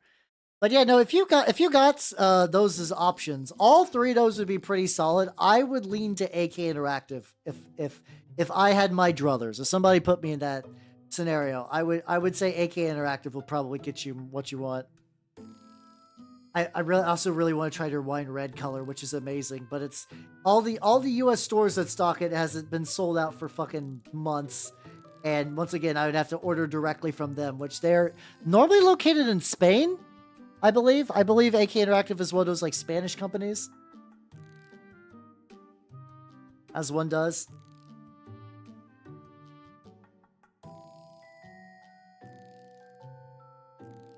But yeah, no, those are all good. Those are all good. Some really books, weird books. Oh, didn't they do? I know that they're like technically kind of a line that's aimed at people who do like historicals. Oh, yeah. Oh, probably won't, yeah. It's one of those things, I don't know if they're bad people. They probably, that probably is in poor taste, but there are people that like to do like ultra moderns and actively happening Warzone kind of things. Yeah, okay, that bottom one is very suspicious. That one's kind of weird. So yeah, if you don't feel comfortable with that, I think you could probably get away with, like I said, I think the Scale 75 will be more expensive, but they're still very good paints. I know there's people who take like World War II mini painting to like a very weird level. I don't know. I keep hearing that they're like actual historical games are good. I don't know if that would be the era I would jump into. I'd probably, because I'm just kind of a fantasy lad at heart, I'd probably lean into maybe like, I've been getting a lot of my Napoleonic fix out for Turnip, you know? Did they really do that? I know there was like one company that did like a really bad taste Kickstarter that I think you could get like medals from different factions, like from World War II. That might have been AK. That might have been AK Interactive. I don't know. I don't know that for certain, so I cannot say for certain. There. But yeah, no. So okay, if you don't decide to do AK, I'd say maybe double check. Maybe double check what they're up to. Ultra matte varnish. I don't know. I'm very lazy and I mostly stick to testers for my varnish. I use testers dull coat basically all the time. They don't have a black paint from AK. Oh, that's a bummer. I guess I get, like I said, I think between those, like if you have to mix and match ranges, I think you'll probably be fine at the end of the day. I think all of those lines will provide you with whatever. So if one has a black and the others do not, I think you'll probably be aight. I don't know. I use Tester's dull coat for everything, and it seems to be it's pretty matte. I do not see any shine for my finished stuff. Oh yeah, no. Importing spray cans in general is pretty rough here too. I'm very lucky that I live by a hobby store that has it. Once again, I continue to be blessed that I live in this very interesting nexus of game stores and hobby stores that is just not very common. It's just not very common in general. We are getting... This will be the last guy. I think I'm going to get the primary base red. I think the goal is I want to get like a couple of them standing on bases without any support. So I gotta see what it would take to kind of finish off their backpacks. I imagine Banner Boy is gonna need some very special TLC because, like, I do want to draw a funky banner for him. I just want to do like a neat severed foot.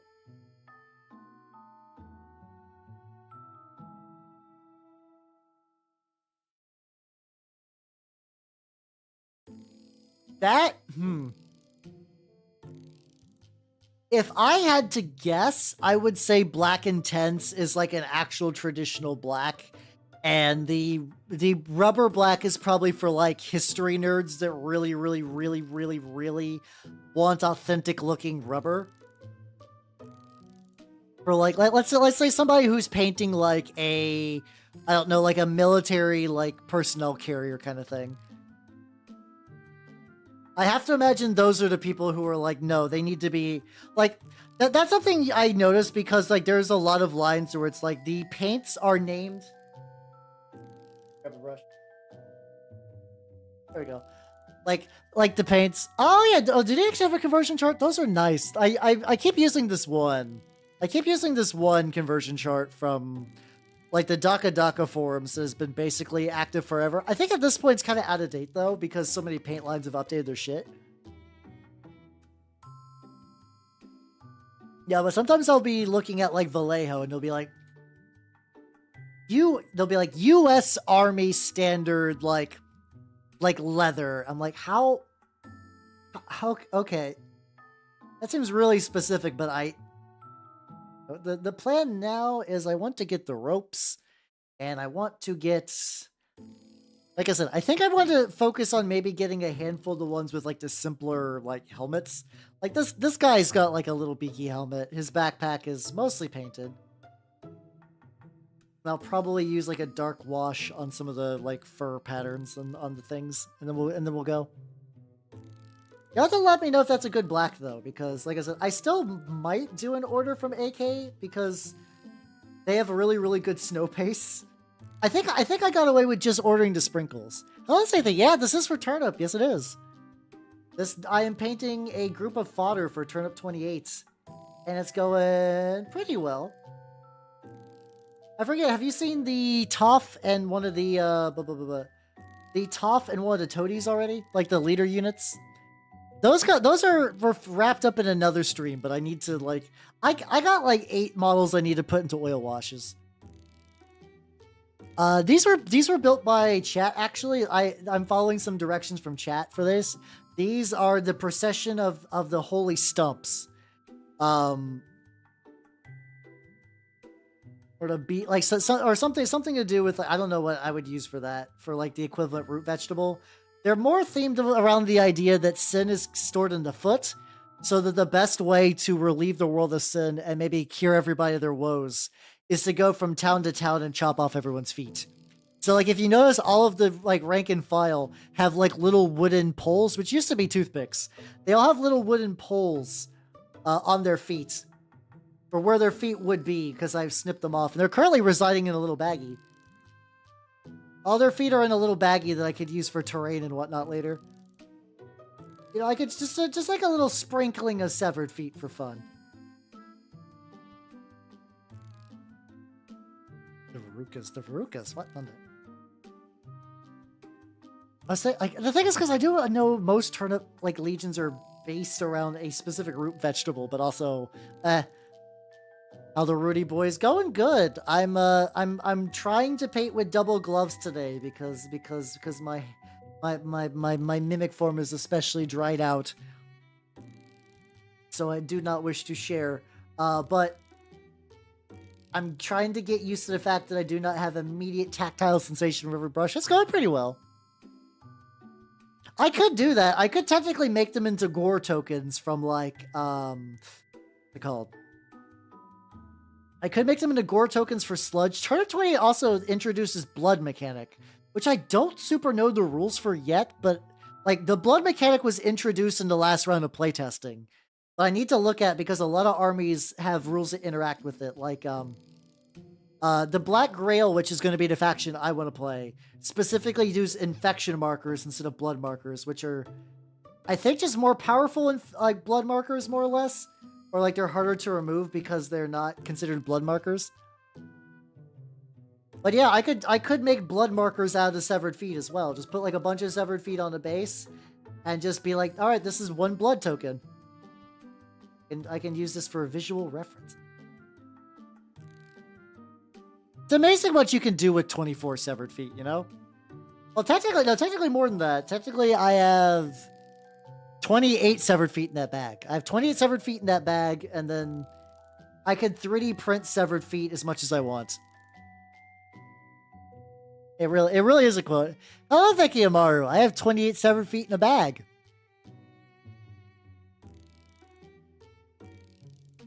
Oh, I need to use this. Hold on, I have a thing I need to do. I have 28 severed feet in a bag. I need to. I want to say something really good. I really do need to get those foot. I need to get those foot pedals so I could just rig the energy eyes to that, and then I will be living like a fucking king. Exactly. So you all get it. You all know. You're connoisseurs of severed feet. You understand their myriad uses. Myriad. The multitude of uses from severed feet. There we go. Hello, Brian. How you doing? Welcome. What would you do with 28 severed feet in a bag? There's no wrong answers. It's fucking stupid.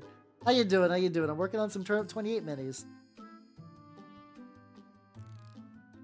Get a little bit on there. Yeah. yeah. Don't worry. I'm just doing fat rails of feet. Jesus Christ.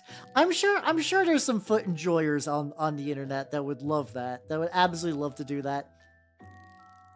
But foot people are so wild because like there are times when like you could look at someone and be like, those are cute feet.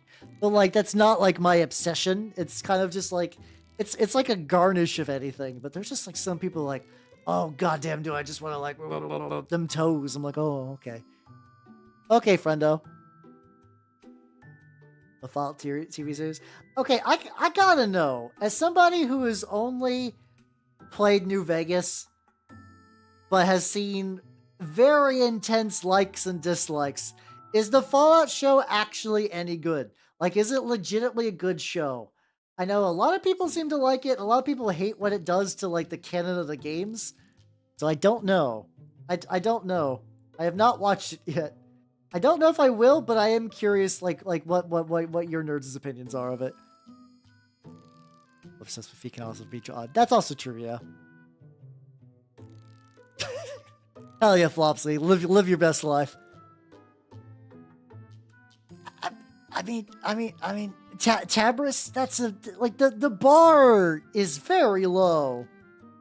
Like, you gotta understand, you're like, it's better than Bethesda writing. Like, I mean, you're probably right. Like, I don't think I would even argue on that, but like, there's so many things out there with better writing than Bethesda.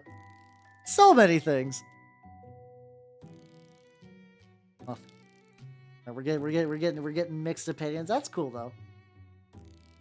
Learning its decisive nature. Real time. That I will say that does seem to be the trend. Is like I do know a lot of people that got into Fallout because of the show. So technically, I guess as a product of video games, it definitely succeeded. Like I think no matter what anyone's opinion of the show is, I think it is like probably like a very legit success. Ropes are the devil. Okay, I'm gonna be repainting the green around the ropes just so I can get them like colored, and then I'll go back and kind of touch that shit up.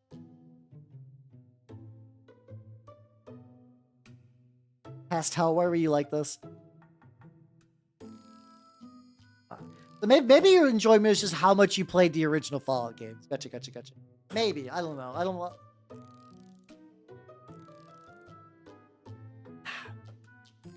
Of water.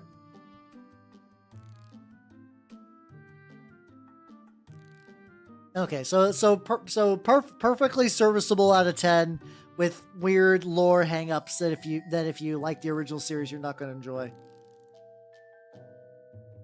What do I want to do? So the backpacks I'm probably going to be a little cheeky on because they're just like a lot of wool and like stuff you barely see. What is going on? I think that's a bundle of like carrots or something like that, because of course it is. How about I mix a little bit of Vallejo, like pale flesh, with a little bit of that red. See how that turns out. And then I can paint the funky carrots. That funky carrot Howlad. There we go. You get me kind of like a weird fleshy sick pink, because that's what my jam has been. Like, I'm debating because like, so these guys, like, listen, I like nurgly things, so and mutants and horrible undead abominations, so like the Black Grail were really appealing to me. But I'm curious if I want to use this as an excuse to diverge from my usual nurgle styles, or if I want to lean into them, you know? If I want to lean into them, so that way's like, if I wanted to use them as like a proxy for something, in case on the off chance it's like, maybe Trench Crusade never takes off in my area. I don't know. I might have to I might have to ask the group Discord from my shop and be like, "Yo, is anyone gonna try this? I got a warband that I could use." I don't know if I would need to be like the demo guy to get that going. I don't know. That's the tricky thing, is I don't know if I have it in me to be both a VTuber and like a league organizer. I feel like that would maybe take a lot of my brain juice, but I don't know. Maybe it wouldn't be that bad. There we go. We got a little bit on there. You got pots and pans, which are basically doing fine. You got some little onion bulbs, which I can go ahead and keep using that weird sickly color. Yeah, I've heard people seem to really like Underrail. I think I did this previously, where I just do like little just like the tops of the little bits. Little divots. But for these, I wonder if I run a little bit of red in between. Yeah, I've heard good things about Underrail. It's one of those games I've heard is good, but I do not know when I'll find the time to play it. Like I said, I'm still 50-50 whether I'm going to go Disco Elysium or fucking play more Engage this upcoming Tuesday, so I don't fucking know. I don't know. On one hand, I'm like, I don't know if anyone's gonna enjoy the Rift's fucking Engage RPG as much as I will. But on the other hand, I'm really curious. I'm really curious about that game. It's such a weird anomaly. It's such a weird anomaly. Now, I do know you nerds have been wanting me to play Disco Elysium for a while. And I also do want to play Disco Elysium. They fucking launched this shit. I do like playing games that both I like to play and you like to play. How? I know you want me. I know what you want me to play, Flopsy. I know. I know. Nerd. But I know overall, I think more people would be excited for me to play Disco Elysium. I'm sorry. I know what you want me to play, Flopsy.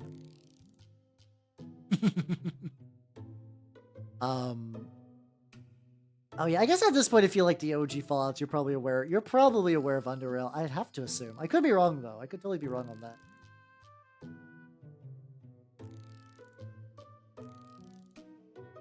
Get them leather sacks, and I could get that little strap on the back. Some of these colors I might be a little, like I said, a little loosey goosey. There we go. I'm sure someday it will. It's more like I need to figure out, like, I don't know. I'm trying to read the vibe of the entire crowd. Also versus my own brainworms, because that's the real duel between, like, what do people want me to play? What does my diseased brain want me to play? Because the problem is my diseased brain leads to stuff like Juice World, or Juice Galaxy, sorry. And I like Juice Galaxy, but I understand that game is brain poison to anyone that's not me. So I have to temper that little goblin that lives in my brain. It's like, you should play something totally incomprehensible, Hal. It's got like a weird little lump on them. I like the weird little lump if I want to be like little scabbing there, you know, as a treat. Got that. I get the back of the helmet. It depends. I know I've had some Rosemary and Company sable brushes that are pretty cheap. No, Terry, fuck you. No, I don't know what's up with Yick. I'm going to be honest. I know it was a bad game that apparently got better, ? But every time I've seen someone play Yick, it alters their brain chemistry. And I don't know why. I don't know if I'm ready to be. Yick is, oh god. So Yick is an RPG that was made by kind of a small indie team that was supposed to kind of like be like a tribute to like Mother / Earthbound and Persona, and also kind of do like a little bit of action time battle sequence stuff, like, you know, like Paper Mario kind of deal. I just blew one to the ground. The glue sealed. I didn't spill any, but like, but the thing is, originally, like, the gameplay was like, the big sin is, from what I understand, someone correct me on this, but this is my takeaway, is that they made the protagonist a gigantic asshole. And not like the fun kind of asshole, like, oh, what's that prick gonna get up to next? Like an insufferable nerd that knows too much, or thinks he knows too much, and is just like a slog to talk to. Just like an insufferable person. With the idea that, like, you're not supposed, like, also Steve, have yourself a good night. Yeah, escape before it's too late for Yick. Yeah, like a very pretentious. Hold on, I need to post a picture of stuff. No, I would not say. I would not say anybody is like the Yick protagonist. All right, I'm going to post a picture of Alex Eagleston, aka Jonathan Yick. I'm going to post him, and imagine, like, if I'm going to say, imagine a really insufferable nerd.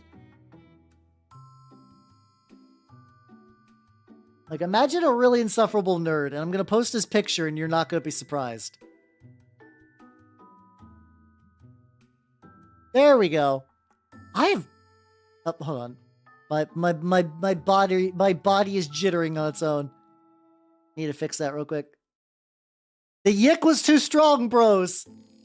The Yick has taken over my body. Hello, Batapal. How you doing?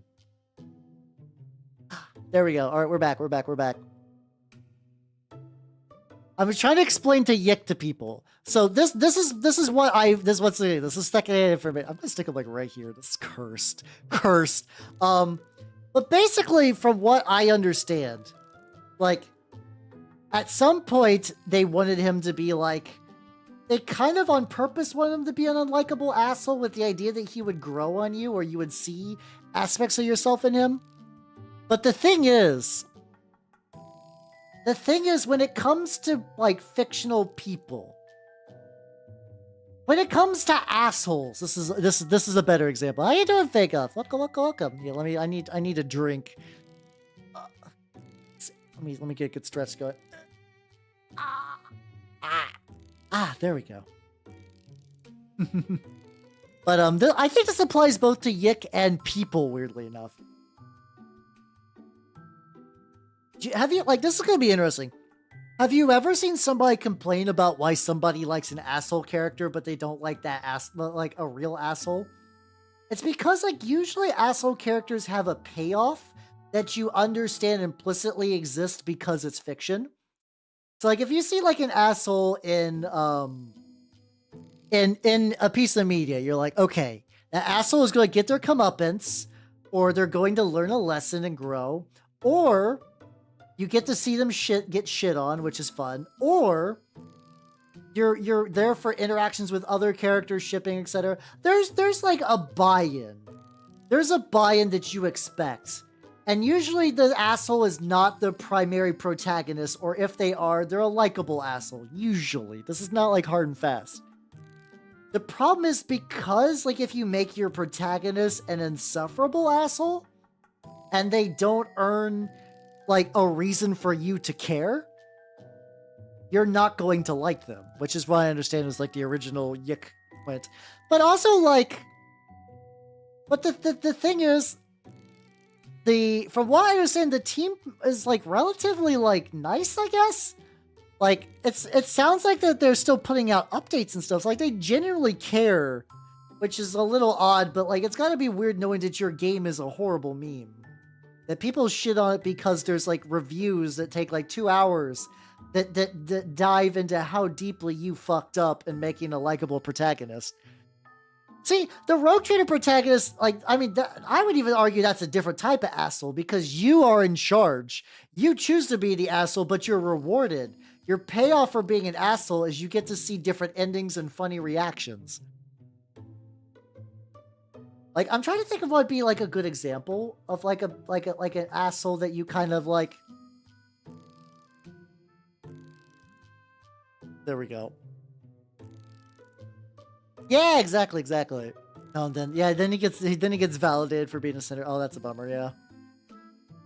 But like, I don't know. Like in general, if you do see a smug asshole character, like you get like there is a payoff they usually give you, but instead it's more like the world contorts around Jonathan Yick, and you're like, oh god, you are and stuff. I hate you so much. And the game is like, no, maybe he's right after all. Maybe he is very a special boy with big smart brain feelings. And you're like, I hate this so much. But there was a big update recently. Maybe that's been fixed. I don't know, but I will say outside, I will give 2 caveats for playing Yick. 1, a ludicrous amount of money, because on one hand, like, as much as I like to be like, I will never play Yick, if someone's going to pay off my credit card debts, I will play Yick. I will absolutely self-sabotage and play Yick for financial security reasons. The other one would be for like a charity or something like that. I'm not a monster. Somebody's like, I will pay for this cancer-ridden child's chemo if you play the Yick game, funny internet elf man. I will do that. Those are my 2 stipulations. A lot of money for me, or a lot of money for a boy or girl or whatever dying of cancer. A child dying of cancer. Yeah, I did enjoy Baldur's Gate 3. It's just a very long game.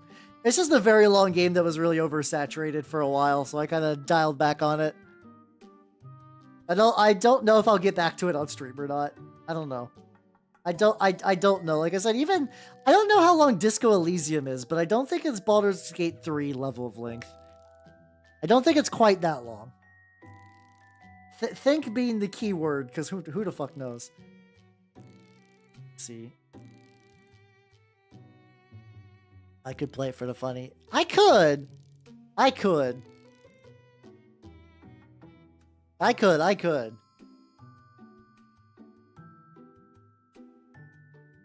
think the weird thing, so I imagine if you, like, the experience of me as a VTuber playing a game is very different from a normal person. And I don't mean to make this as like a show-offy thing. It's just a concept of like, if I stream a game once a week and Baldur's Gate is like 90 hours, that is months of Baldur's Gate. And I'm a moron, and I've done that with Metal Gear and Mass Effect.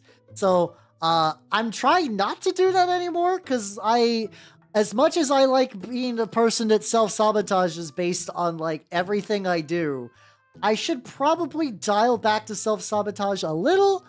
I would like to get partner one day. I don't know when that's going to happen. Once again, the idea of me sitting down and playing a fucking Engage game is like, maybe I don't like, maybe I don't like making good moves, you know? Never to actually start. Yeah, I imagine that's not too bad. Like Kenshi Iron Man, I would get obliterated. That might be fun though. I would like to get back into Kenshi one these days. Iron Man would at least be like a quick way out. But I don't know. Yeah, like I believe in me too. I just need to work smarter a lot of times. So I need to think more about what I'm doing with my choices and maybe don't make terrible choices all the time. You know what I mean? You know? Oh god, no, that would take forever, yeah. So the weird thing is, like, I'm sure the Wrath of the Righteous games are good, but also I get enough Pathfinder in my daily life. Oh yeah, Derry, I actually did, so a long time ago, like back in 2021, I did used to stream, Kenshi. I did a run. Unfortunately, I didn't leave that run at a satisfying ending. I don't remember why I stopped. But I was building a little hash farm, and I was doing a lot of intense, like, smuggling stuff. I think I built a base way too early, though. So, like, I had one guy that could run fast enough that, like, enemies would not catch up to him.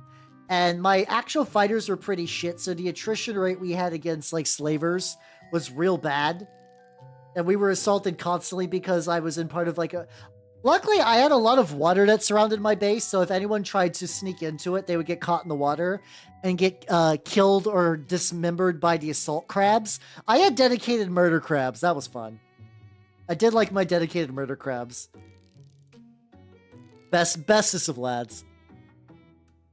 Run. To be fair, I mean, maybe it rears its ugly head in Rogue Trader. Pathfinder 1E is a bitch for anyone to balance, and I don't blame them for not being able to do so. Like, as somebody who has played Pathfinder for years, it is based on 3.5 D&D. It is not a balance system. Dear God, is it not a balance system? It will never be balanced.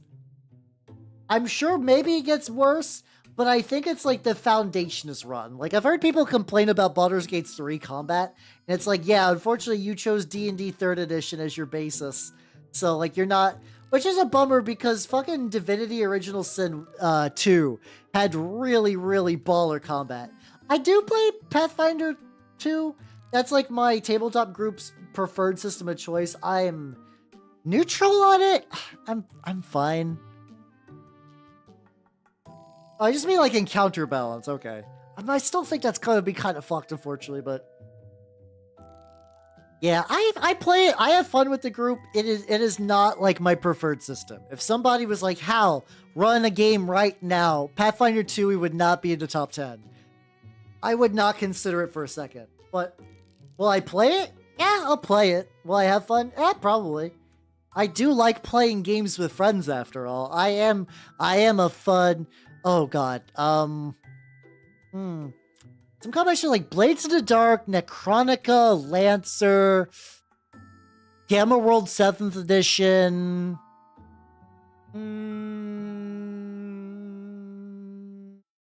Maybe Mutants and Masterminds, depending on the mood. I like World of Darkness, even though it's fine. I just like to switch to a more modern like setting compared to that. That's 6. I do like music. If you would like to see me play Mutants and Mastermind, hey, I will be part of an Anime North panel for D20 Live. So yeah, I'm gonna be part of a group with hideous flesh creatures known as people. Big if true, you know.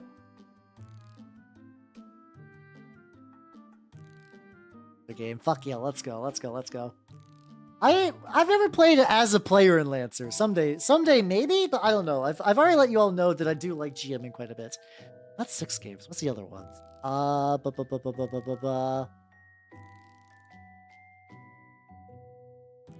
Iron Kingdoms RPG, not the 5th edition one, the previous one that was using its own system was really fun. Cyberpunk Red I would be down for, or really any version of Cyberpunk. I just kind of like Red because it's just kind of easier. I'm looking at my shelf. I'm filled with a lot of games that I would like, or I've played or would like to play, but I wouldn't say they're like top 10. I don't know. I have to really sit down and think about that. That's just gonna drag the stream to a crawl. I'm just gonna, the stream will just drag to a crawl if I don't move on. Let me see. Oh, I remember what I'm doing. I'm basically going to the back of the heads. I'm going to the back of the heads. I'm like, oh, I got a little bit of metal here. I should fix that. Indeed, I will fix that. A little bit on your dome, buddy. Lancer is very awesome. I do think Lancer is very, very neat. Though the weird thing, Potty, is this is gonna sound weird. I've been seeing a lot of Fatal content on YouTube. Somebody must have done something with Fatal, and now it has been activated in the algorithm. Because I am being recommended people like digging on Fatal from like years ago. I did 2 drunk streams where I made Fatal characters. I wonder if those are floating around. I don't know. Part of me, the cynical portion of my brain is like, I should edit those and re-upload those. I mean, yes, it's possible that maybe some big like YouTuber mentioned Fatal and like a bunch of Zoomers are learning that Fatal is in fact real, which is certainly a curse to inflict onto someone, which I've also done that, to be fair. I did not upload that. No, I've been really bad about uploading like the older gameplay because like my brain is like, how you must edit those into a nice svelte, like controlled, like cut out dead space, cut out looking up, like cutting out stuff. Maybe I don't know, Terry. It might be. There's that. I'm still thinking. Usually those kind of trends are kickstarted by somebody. It has to be somebody doing this. I need to figure out who. Yeah, I did get drunk and made a character with the widest possible anal circumference on stream. I just want you all to know that. Legitimately, I ended up rolling an ogre that had a 30-inch anal circumference. So, yeah, I pretty much won Fatal. No, the thing is, like, the thing about my Farog,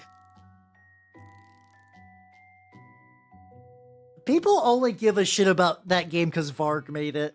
And, like, if I decide to spend my days digging into every shitty fantasy heartbreaker, I would just not do anything else. That would just be my streams. There's so many shitty fantasy heartbreakers. I'm not gonna give his attention just because he killed a guy. That's kind of an asshole in general. Looking for. There we go. Because, like, legitimately, I believe that if, like, somebody, like, I don't remember what the acronym for My Farog is, but let's say somebody made a game called, like, For Gore, and it was just legitimately My Farog, but not made by Varg. Like, no one would give a fuck. No one would give a fuck. They're like, oh, it's written in papyrus and has ancient Norwegian leanings and nonsense and whatever. It's gonna be the driest, dullest game you've ever heard. Like, nobody would give a fuck, and I know that because that exists. Those games have existed since the fucking 70s. Those kind of games are a fucking dime a dozen. It is a dog-eat-dog world out there. Belle, they can't do there's just a kind of, you can't. My ogre's ass was too strong for you, Traveler. Oh, did someone make a fucking save for... That's stupid. Like, the thing about Fatal, it's like, Fatal is, I will say, is like a bad movie, and that the quote-unquote magic of Fatal... That's all, Raiders. Welcome. We're talking about how Fatal has been getting pushed in the algorithm. I didn't know the shitty Safe for Work Fatal has made it there. That would explain a lot. How you going, everybody? Welcome. If you do not know me, I'm talking about anal circumference from Fatal, but more importantly, I'm Halbernut the Mimic Elf. I'm a miniature painting VTuber of the Nurgle at Game Variety. How was War Thunder treating you? I am working on some Turnip28 fodder, and I'm currently just kind of adding a little bit of kind of like a dark texture to the like kind of fur of their shit. Hello, Facer Cutie. I was explaining to people that I would never play Yick and why Yick is a brain disease that seems to affect people. So I just left John Yick in the... I do love that people are just like, why is Yick there? And that's the correct response. That's the correct response. You're doing right. How you doing, Tronic? Welcome, welcome, welcome. That is the absolute most accurate response you could do whenever you see Yick in the corner of a screen. So why is that there? I am paid... Hold on. Oh, god damn it, my camera froze. My camera froze. Every now and then my camera freezes. And it froze with when the... There we go. Amazing. Amazing. Okay, hold on, let me fix that real quick. I'll show you what I'm actually working on.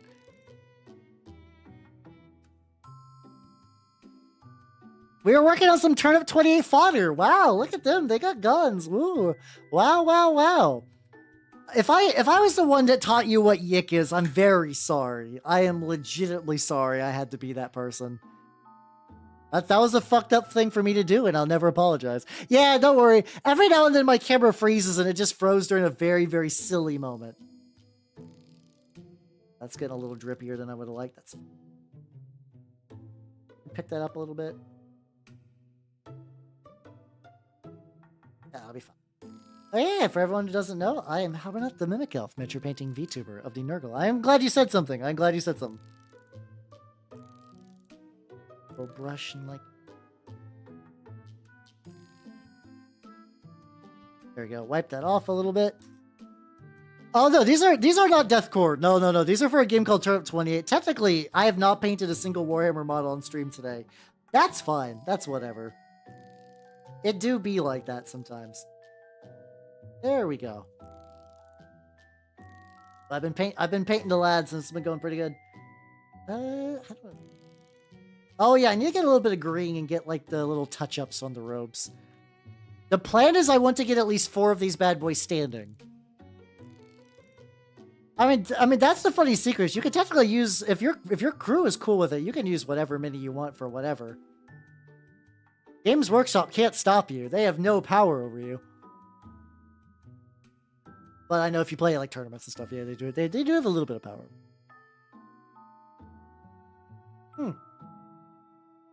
Well, thank you. And if you'd like to see something before you go that I've done that's kind of complete, here's some models that are... I need to update this real bad, but I got like 8 minis in the hopper I need to finish up. Yeah, there we go. Thank you. I will continue to have a good time painting these minis.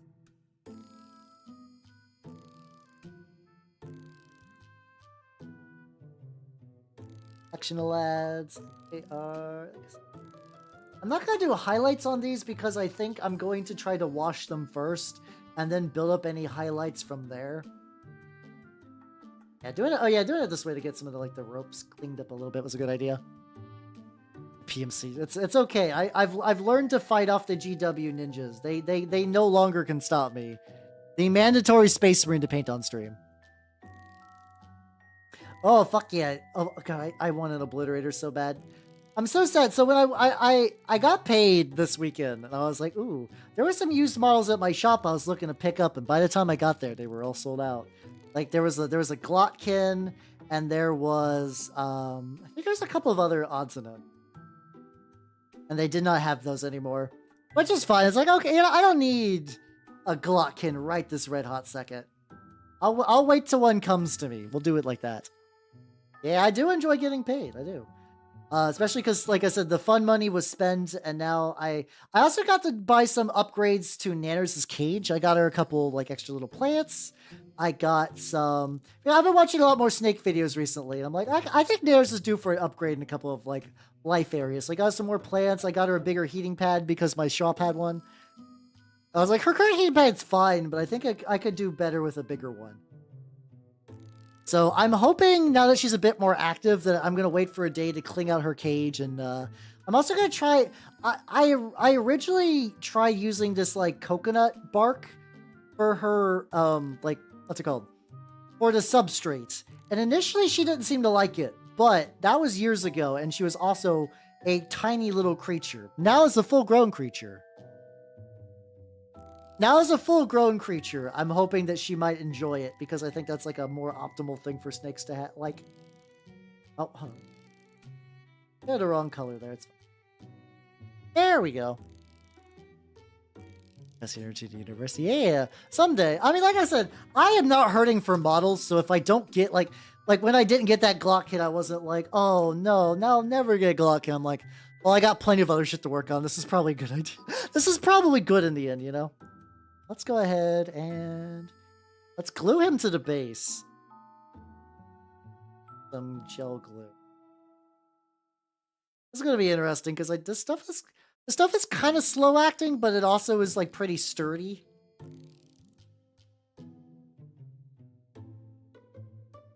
Trying to make sure that he is standing on at least like 2 of the bricks.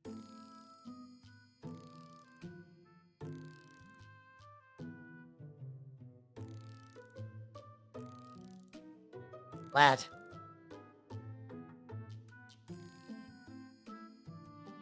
Trying to be real careful. Oh, yay, there we go. Yayifications, nice. That's another game I do want to... So I've played Reciteer years ago. I never beat Reciteer. I would like to eventually beat Reciteer. Reciteer is a very charming, older... It was kind of like the first, like, this is a Japanese indie game coming to Western audiences, which is a bit more common now, but at the time it was pretty novel. But the game concept is also pretty novel in general. The idea of Reciteer is you wake up one day, you're just like a child, and your father basically like is in ludicrous debt and fucked off forever, leaving you with all the debt. And there's like a little collection fairy like, all right, you're gonna have to pay off all your debt now. And you're like, I'm just a child. What do you want me to do? So like, oh, fine. You know, I feel bad for you. I'm gonna teach you how to run an item shop, and you're still gonna have to pay off your family debt, but I'm gonna help a little bit. And you basically will you have like a fantasy item shop. So like you do carry like bread and whatnot. You carry bread and whatnot and like items that villagers would like, but also you do have like adventuring gear. You do get like adventuring gear. And a lot of times the way you get the adventuring gear is you send adventurers to their doom inside a dungeon. Like you effectively pay them for an expedition. You're like, hey, go in this dungeon and bring me back something cool. I'll pay you an upfront fee. And they're like, you got it, boss. Western states they can lock you out. Ah, I don't think that's true. I think so anyway. Japanese unreleased games have been released in the US. No, I mean, especially if you buy it, like usually that's fine, especially if you do it off of like DL site or something like that. Like that, those are totally legal games. That's totally fair to buy, and no one will give you shit for it. Usually the issue is some games that are Japanese only will require you to change your language locale to Japanese because that's just the way they were configured for, like Japanese PCs. But a lot of times though, especially if you're getting one from like Steam or GOG, you're fine. No one gives a shit. It's fine. Your PC will be fine. I think you were just given some misinformation. Ad starting soon. I got 2 ad breaks. I can bonk. Oh no, I'll probably have to let actually. Otherwise, I don't want the ads to appear when I'm trying to explain what the schedule for next week is like. There we go. Hello, anthropologist. We were talking about Yick earlier. Now it's a brain virus. I would like to go to Japan one of these days too, but it is expensive as shit. It do be costly. Hello, Charlotte! Welcome, everybody! Yow! No, I can't steal your bit. Hello, everybody! Welcome, welcome, welcome! Let me say hello to all you fine nerds. Hello, Grim Moon. Hello, Sleep Monster. Hello, Tabby Fibbins. Hello, Action Production. And hello, Mimic Chest, New and Tasty 6 House. And, Crab Wisdom and Flanchama. Welcome, welcome, welcome! How's it going, everybody? What were you nerds up to? If you do not know me, I am Halbernut the Mimic Elf. I'm a miniature painting VTuber of a Nurgle and Scam Variety. Oh yeah, shit! You were doing ASMR today. How'd that turn out? How did that turn out? Everybody follow Charlotte. She's a very, very nice bear. Oh yeah, do what you gotta do, nerd. Do what you gotta do, nerd. Very scuffed. Those are the fun ones. But yeah, we were talking about Yick earlier and how it's a brain disease. You know what? Hold on. Let me just delete that. I do not wish to represent Yik on the stream. That was there for educational purposes only. But for everyone who doesn't know, I am Halbernaut the Mimic Elf. I'm a miniature painting VTuber of the Nurgle and Skaven variety. And so Shabby, thank you for the follow, and welcome to the workshop. And hello, Enigmas. Welcome, welcome, welcome. Kissy raid. My kissy raid. Oh, yeah. Sorry, I had to. But yeah, so these are some minis I have worked on. These are some like complete models I've done. I do a lot of Death Guard. I have Minotaurs because I only paint based Space Marine chapters. Sorry, that was too, I couldn't say that with a straight face. I'm actually painting miniatures for a game called Turnip28. And also was showing off some minis for next week for a game called Trench Crusade that I'm very excited to get painting on. Hello, Mr. Jaquel. How you doing? Welcome, welcome, welcome. I'm working on these. If anyone has any questions about the kind of minis I like to paint, or what techniques I'm using, what brushes I'm using, just let me know.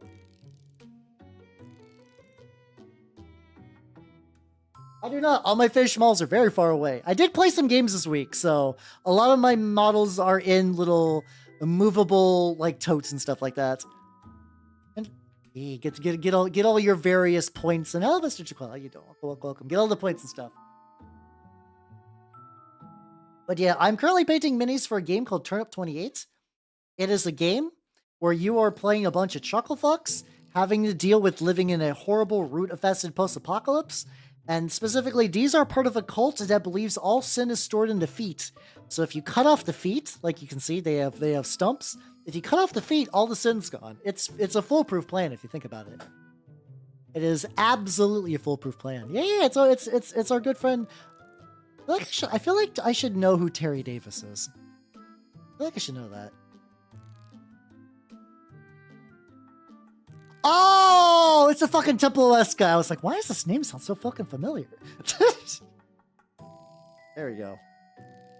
Let's go ahead and go back to painting the ropes. Started with the yeah, I need to read through the lore primer now that that's actually a thing. They've been doing a lot of updates recently, which I was just not aware of until drama, but I'm excited that my Black Grail boys finally got stats. And I put together a little YouTube short about how I built them. So I'm going to be uploading that on Monday, probably. I don't know. So I will say there was a Trench Crusade Kickstarter already, but that was back before they knew it was going to be a war game. Something that I kind of find neat about Trench Crusade is like, it's in the exact same scenario that Turnip28, where it was effectively there was an artist. Like this guy, Mike Francina, I believe.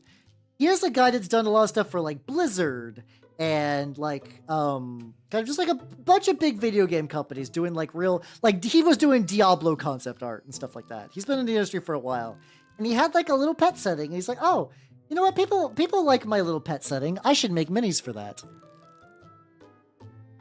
I mean, that's totally valid, Flopsy.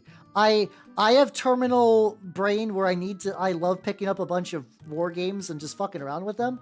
But I can understand if you're looking for like a game to commit to. I could see maybe. The thing is, I think the game itself is pretty fun. The setting is kind of wild. It's effectively like, for people who don't know, it's like Knights Templar, opening a portal to hell way back in a long time ago. And Risemon, thank you for the follow and welcome to the workshop. Thank you. I love getting deep into weeds about indie war games. That's my shit. I love that shit so much. I do get paint models for this, and also that's just kind of the state because it is very much a still actively being playtested game. That is fair. If you're looking for concrete things, this is not the game for you. But yeah, there was initially a Kickstarter. There was a Kickstarter with models, but they were just kind of cool models. And then into the production of that Kickstarter, they made it into a game, which unfortunately slowed the Kickstarter down. Oh yeah, no, straight up. No, it's not Templar. In the setting of Trench Crusade, in 1899, the Catholic Church started a space program, and it's never mentioned again. There's all kinds of wacky lore shit. There is a part where it mentions that the forces of hell developed submarines before Christendom. So it is incredibly hard for the forces of heaven to maintain any sort of sea superiority because Satan just has a legion of submarines fucking ready to go. And that because of that, they might have reached a new world before the forces of heaven have. There is also a bunch of infighting within the church. But also, yeah, going back, Mr. Chiquel, like the Sultanate does look really spicy. I think I would like to have like a Sultanate force, a Hell force, and a Christian force. I think that would be just like a fun mix to have one of each for demo games and stuff too. But there is a part in the lore. So there are people IRL that have similar debates about how many nails were used to nail Jesus to the cross. And you're going to be like, how? That sounds wild. Why would that be a thing? That kind of shit does happen from time to time. I realize that these guys do not have enough green on them. I need to layer them up a second layer. But there's an implication that there was like a 60 years war. There was a 60 years war over the exact number of holes that were nailed into Jesus Christ. And that led to a big schism in their church that let the forces of hell take over large bits of territory. The lore is fun. That sounds silly, but also you have to remember you do need to have instances for like why two good factions were fight. Like even Warhammer 40k is like Space Marines have different ideologies, so you can see like maybe why some Space Wolves would clash with like the whole like the month of shame. There are lore reasons why somebody's Custodes and someone's Space Wolves might be fight even if they're on the same side, you know? It is very good. Like I said, hold on. Let me give you a link. I am not affiliated with Church Crusade in any way. Or like, yeah, Battle War stuff.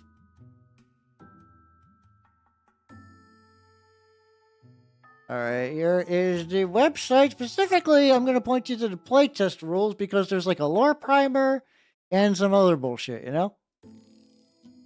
There we go. Hey, nice. So you could use that if you think any of that bullshit I sounds neat, give that a go. There's all kinds of fun stuff there.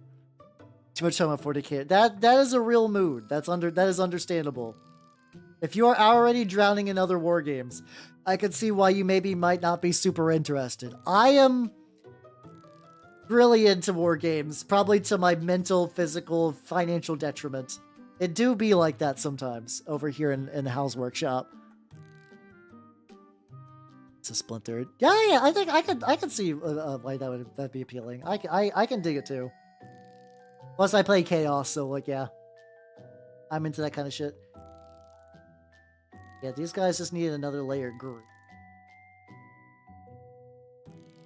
Just a smidgen of green. Just a tiny little bit. There we go. But yeah, no, I will be painting Trench Crusade next week. I'll probably be talking about it a bit more too. Ideally, maybe on Monday, I would like to read up more on the primer, so that way I could answer. I'm not going to be like, Lord, Trench Crusade, Lord Vtuber, Halbernacht. I don't know. I like the hobby aspects, and I do like lore, but I don't know if I have it in my bones to become like the Trench Crusade lore guy on YouTube. I'm sure other people are vying for that spot super hard, though it would be very funny if the lore spokesperson of Trench Crusade was just my anime ass. That would be very fun. Oh yeah, you could do that. So there's effectively two Christian forces in the game. There's New Antioch, which is like the power base of the church, and that's where you're gonna find like the well-equipped, like the most faithful. Then you can get the Trench Pilgrims, which is where you get all the weirdos that are going on like little penitent crusades and just kind of bumming about. And those are the people that have all the like weird nonsense beliefs. Like they basically say that like there's some of them that are borderline heretical, but the church is like, there's literal hell across the street. Like, hell is fighting us right now. We can't be too picky. Oh, Kevin, unfortunately, I only speak English, but welcome from Colombia. How you doing? There's like... It is mostly Abrahamic religions. Like, Christendom has two factions. The Sultanate is effectively Islam that is like super reinforced behind like a big wall and has a lot of like alchemy kind of stuff going on too. I don't. The tricky thing is, and this is where I imagine a bunch of shit's gonna go down, unfortunately. So it's pretty easy to be like, what if Christianity but brutal? Oh, they got some real fucking awesome designs. They really do. Because a lot of these are based on real world religions, I imagine like somebody's inevitably gonna ask, hey, what's China up to? And it's like, do you want to make like a Abrahamic version of Chinese religions? Which there are some countries that adapt Christianity to their local religions, and they get real wild. There's a shrine in Japan that talks about Jesus Christ's brother, and it is a treat. It is an absolute fucking treat. Yeah, I could let's see if I'm just getting some extra metal on the backs of these.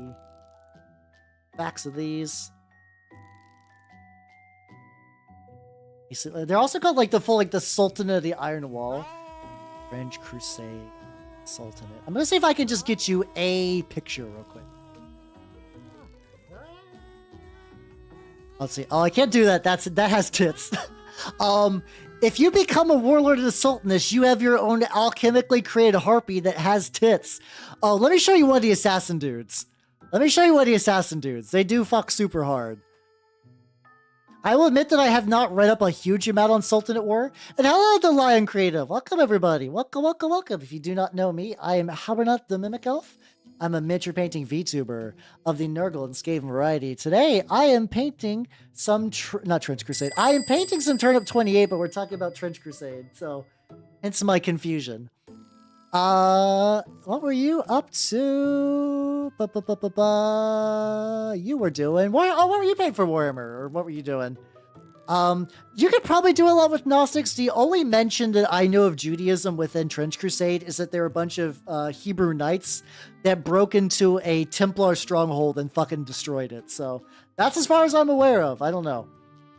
But yeah, for everyone who doesn't know me, I am Habernut the Mimic Elf. I am a miniature painting VTuber of the Nurgle and Skaven variety.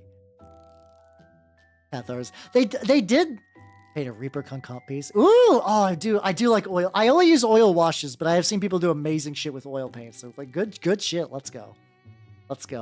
They did say that they're going to add hussars to there, that they want to do a big Polish-Lithuanian kind of little sub-faction.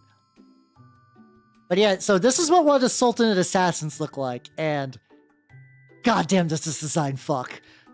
This design does fuck super hard. Like look at that motherfucker. Apparently he's a real bitch in the game, because if you like miss him with a ranged attack, he teleports for free, which can do a lot. One more thing that the Sultanate has a lot of cool alchemical creations. Like they're doing some real. They're doing some real fucky alchemy stuff. I think this is called the Brazen Bull. I'm not sure. But let me post a picture of it. Real quick. It is a alchemically created monster that fights for the Sultanate. Also fucks super hard. So the funny thing about Trench Crusade is they're pretty much like, hey, what we really want to do is we want the models to be minis agnostic. But we want to make models cool enough that you will buy them from us, which is like chef's. Oh, I need to do like chef's kiss A+ marketing. You get it. I'm gonna be like, I'm working on my Kit Bash models right now. I will buy Trench Crusade minis when they become available. I kickstarted the original Kickstarter, which is like 2 years ago. Listen. I understand it's Kickstarter. This is not my first Kickstarter rodeo. I kickstarted Kingdom Death Monster. And it took me like 4 years to get my dragon, which is currently sitting in a fucking bucket full of paint stripper because I fucked up real bad the first time many moons ago. They plan to do physical. They've done a couple things where like they've released free STLs because they're like, hey, we're really sorry this took so long, because like they're trying to get like a whole like manufacturing process off the ground. So they gave out some free STLs, like they did like a female tank hunter communicate, which is somebody whose body has eaten part of what is called a Metachrist. We don't know exactly what a Metachrist is, but the implication is that it's cloned Jesus flesh that they feed to people to make them into gigantic monsters. They did get Blanche, yeah. They did get the man himself. The pedigree is really good too. But they did release a couple of STLs, and there is also two. Hello, Fred, how you doing? Welcome. Hello and goodbye, and thank you for the sub. Thank you. They have also basically said that they are like, there's a pretty active 3D printing scene on cults where like even if you can't get official models, and they don't care if you play with like non-official models, they don't give a fuck. You can do whatever. You can use 40K models. You can use like you can 3D print all the STLs you want. That's what I'm doing. I will probably buy some finished models when it's done, though. Especially because they have a sculptor I really enjoy. And also, oh god! Oh boy. We're probably going longer tonight. Yeehaw, fires guns. Let me see. Hello. Oh my god. Hello, my socks for you. Thank you for the follow, and welcome to the workshop. And hello, hello, Narf. Knarf. Thank you for the follow. Welcome to the workshop. And hello, Corbs. How you doing? Welcome. And hello, Jimmy. And hello, Clonk. And hello, Mr. Sticks. And hello, Linkped. And Kettle Stew. And Cheeks. And Crestmas. And Genie AI. And good old Mario. And Urchin. And Mama Lion 2002. Thank you for the follow. And welcome to the workshops. Yeah. To be fair, I do it to you all the time. So this is just punishment. No, I'm kidding. I'm having a lot of fun painting tonight. If you do not know me, I am Habernot the Mimic Elf, miniature painting VTuber of the Nurgle game variety. Though today, I am painting models for Turnip28, and I'm actually talking a lot about a game called Trench Crusade, which is very, very cool. I will be painting some models for Trench Crusade next week. If you would like to take a look at the rules for that and stuff, they are free at the moment. It's a very it's alternate history World War I where the Knights Templar opened a portal to hell. And these are from Turnip28, which is an alternate history Napoleonic setting where a horrible root vegetable infested everything, and now everyone lives sad, miserable lives, covered in mud and shooting guns. Yeah, so clearly it's the Illuminati at work. It is really cool. I've kit bashed some models. There are no official models you can buy just yet. So here are. Oh yeah, technically Turnip28 is Napoleonic based. Like you will notice they all have like the little backpacks, and they got like the little muskets and whatnot. It is a very Napoleonic game at its heart, which I enjoy. Yeah. It is very sick. I'm very excited. I've been putting together my warband for the Black Grill. The Black Grill is a side faction of Hell led by Beelzebub, where he doesn't even really interact with the setting. Every now and then a gate to hell will open, and like he'll just spew a plague everywhere, and then everyone turns into horrible zombie mutants or get filled with tumors, and they're like, all right, go out, my children, fuck shit up. They're like, yeah, I hate it. I'm dying. Forever. And that's what I'm into.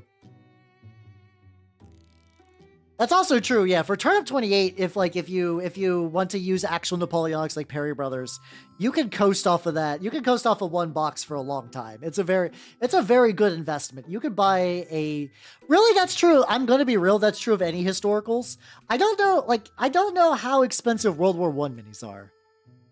Likes tabletop RPGs? Hell yeah, that guy from somewhere.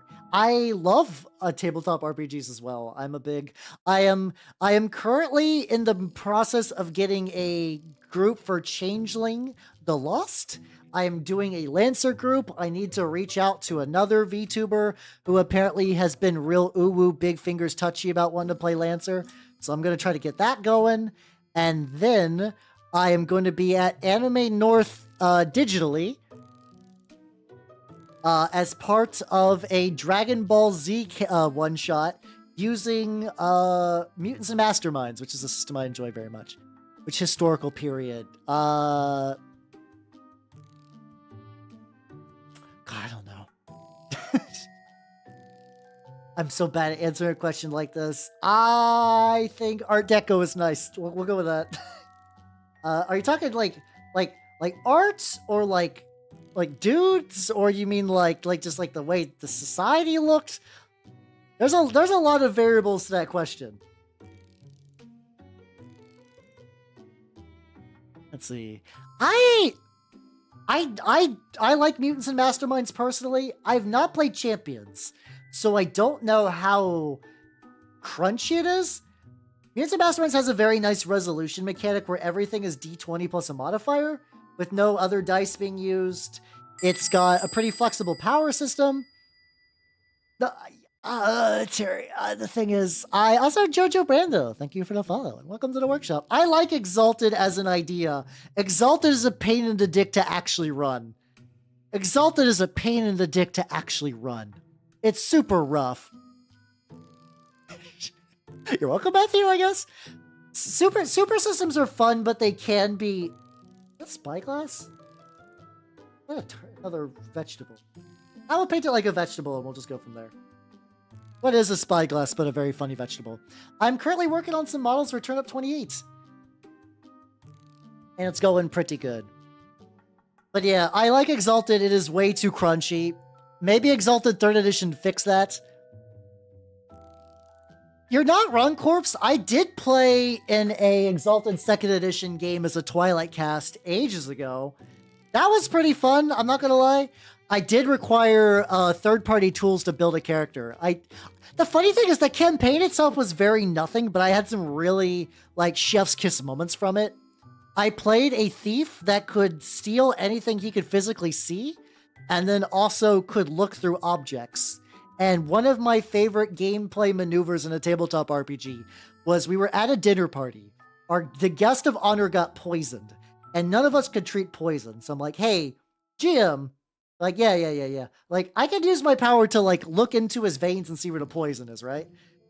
He's like, yeah, no, that's a thing you could do. He's like, so you know how I have this power that lets me flawlessly steal anything if I spend essence on it, right? And he's like, yeah.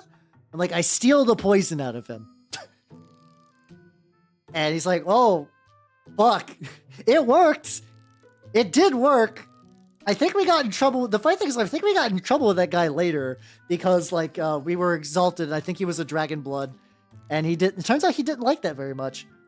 But at the time, I saved his life, and he should be thankful. It is storyteller, but, like, the way that charms work is such a convoluted clusterfuck that it functionally resembles it very little. Like, the way I like to say it, the stats are the same, and the mechanic of, like, roll a bunch of d10s and try to collect pools of successes. That is it. Beyond that, everything else is a fucking wild clusterfuck. It might as well be a totally different animal, you know? It's like, yes, do all cars have 4 wheels? Generally. But there's similarities in there between, like, a fucking car and, like, a fucking all-terrain, like, SUV bullshit thing. I have not played the Street Fighter game, no. I've heard it's very fun. If I say you steal a poison in your own veins. Well, I stole things into my hand. Well, at the worst case scenario, as a Solar Exalted, I could steal the poison into my veins and then just essence blast it. I love that. Like, Exalted is a rocket tag system. You basically style on someone while they style back at you, and then you keep doing that forever until one of you runs out of essence. And then Corpse can back me up on this. You essence blast. You basically just do sick tricks and use charms till one person runs out of essence, and then the other Exalted deletes that person from existence with the most bullshit of attacks. That's kind of the play pattern of Exalted. And I'm sure if you decide to do some like splat book stuff, or if you're using some of the like really weird Exalted, you could maybe duck out of that. But overall, that's just kind of how Exalted goes down. Oh yeah, Jojo, a lot of people got in through the Alpha Boosted video. I think I was like, I'm very happy that video exists, actually. It introduced a lot of people to Turnip, and they've been doing some cool stuff with it. So I'm generally happy about stuff like that, so. A little bit from my end. Yeah, what are your thoughts on Powered by Apocalypse? I generally like them. I have no issues with Powered by the Apocalypse. I haven't played a whole lot of them personally. I see what they're trying to do, and I understand it, and I understand that they could lead to some very interesting interpersonal drama-based gameplay. They are absolutely not for everybody. That's true as well, yeah. I think you have to... Exalted, you have to set a lot of agreements before you do things. There we go. But the issue, so for people who do not know, there is a system called Power by the Apocalypse, which is for a game called Apocalypse World. It's a pretty straightforward, like heavily narrative system. The DM doesn't roll everything. The players roll special moves that influence how the story goes. And the thing is, because it's such an easy system to grok, and it's very good for narrative-heavy games, that means a lot of people have adopted it for their games, sometimes without really realizing what its purpose is for, and other times because it's easy. It's very easy to do in theory. It's easy. I would say it's easy to do in theory, but it's really easy to fuck up. An example. I ran a tabletop RPG a long time ago with a couple of VTubers. It was, who was in there? Leica, Colt, Koki, and Minky? That might be it. I ran a game that was billed itself as like, what if Golden Girls plus Call of Cthulhu? And I was like, you have my attention.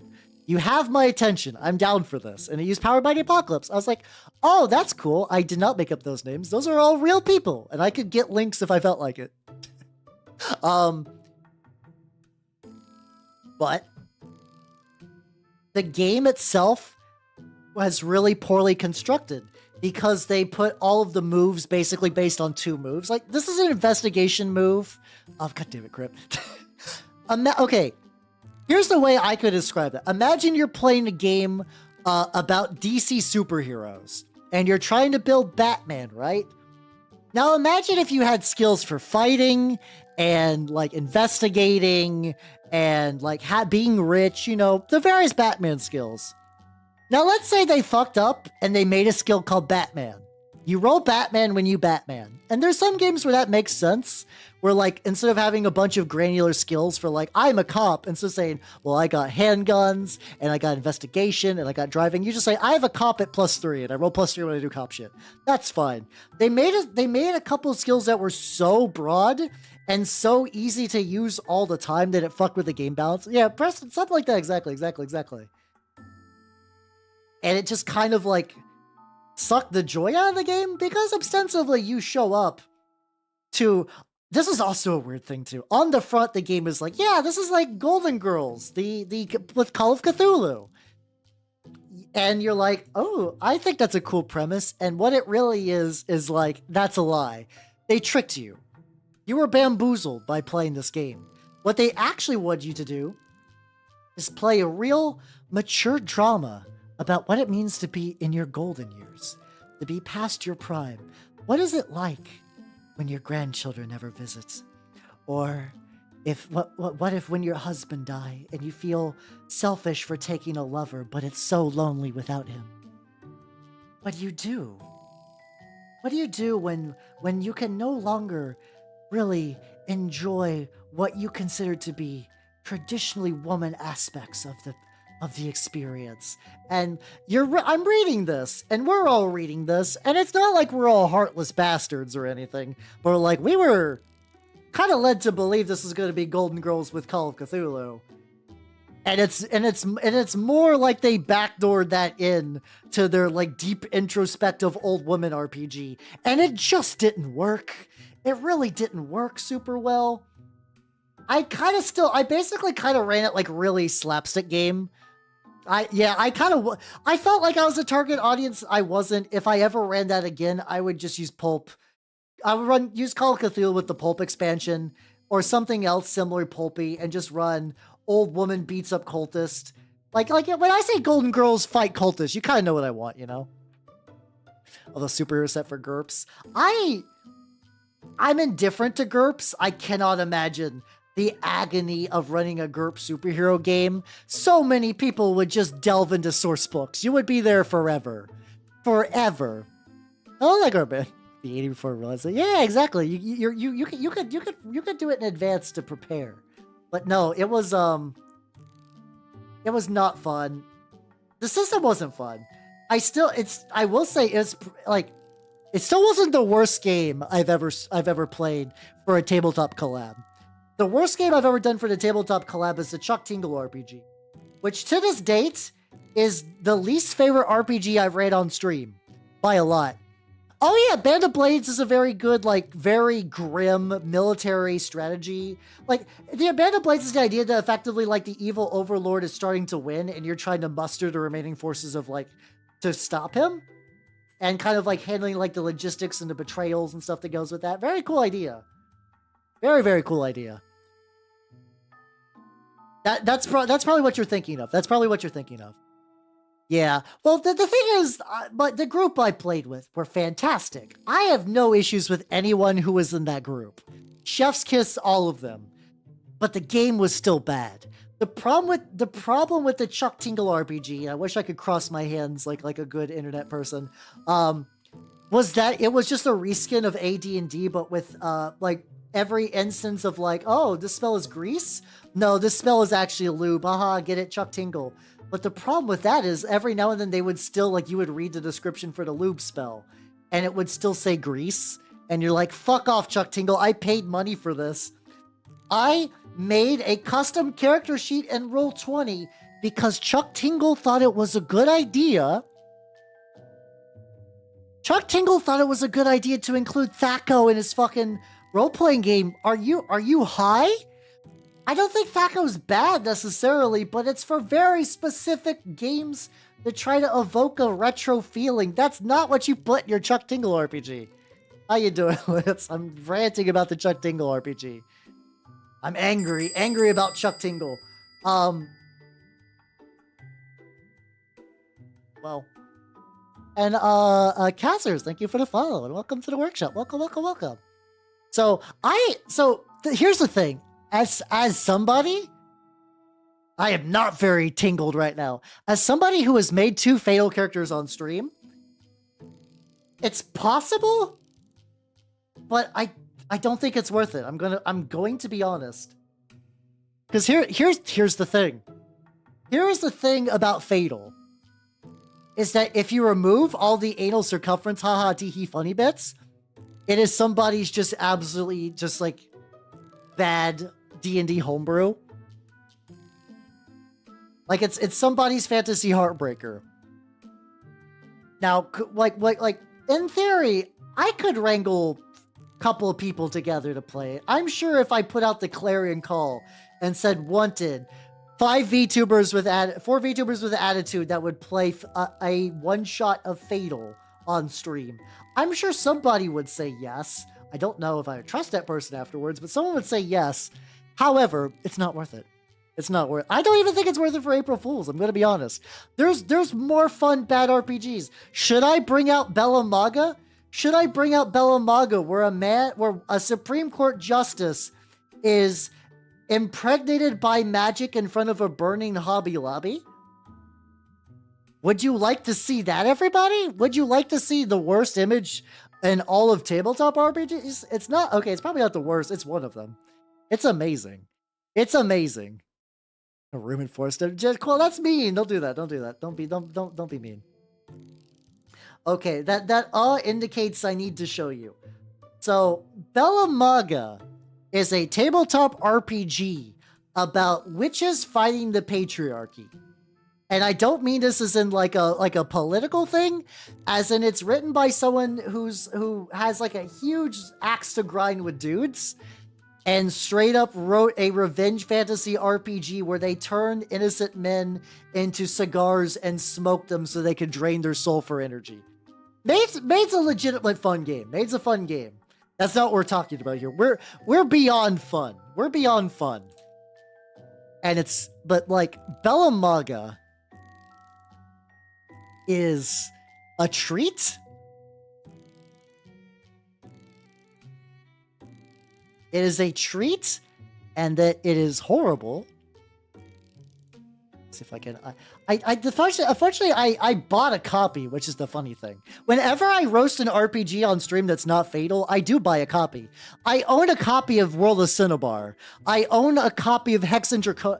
I own the transhuman, hyper-capitalist, furry role-playing game. I own that. I own that game. I gave them money. Honestly, the premise of that game is incredibly stupid, but it's a functional system. You could totally run a game in Hex and Draconis. You could totally be a squirrel with a cyber machine gun on its back and that's fine. Why do I admit that? Because I think it's to give. I like to imagine that my words carry honesty. Like, if I say something, I want you to know that I mean it, and I'm willing to be fair. Oh, hold on, I forgot there's another horrible picture. Oh, I forgot about pig ass. Okay, there's 3. I forgot about pig ass. Okay, hold on. I need to grab. If I can't find that one RPG, I can at least show you pig ass. No, I found it. Are you guys ready? Are you guys ready to feel pain in a way that Fatal wishes it could deliver? You'll find PDFs on your own. I believe in you. I believe in you. All right, here we go, everybody. Here we fucking go. All right. Yeah, you have to be sincere. I believe you have to be sincere. But by the way, here's a woman with green skin who's walking 3 dudes who are turned into dogs, and this is terrible, terrible poser art. This is Bella Maga, everybody. She is a strong, powerful witch that has done horrible body horror. I have to assume it's a fetish because this lady who did the art also has a deviant art where she's like did similar things. Like she did an art piece where like, once again,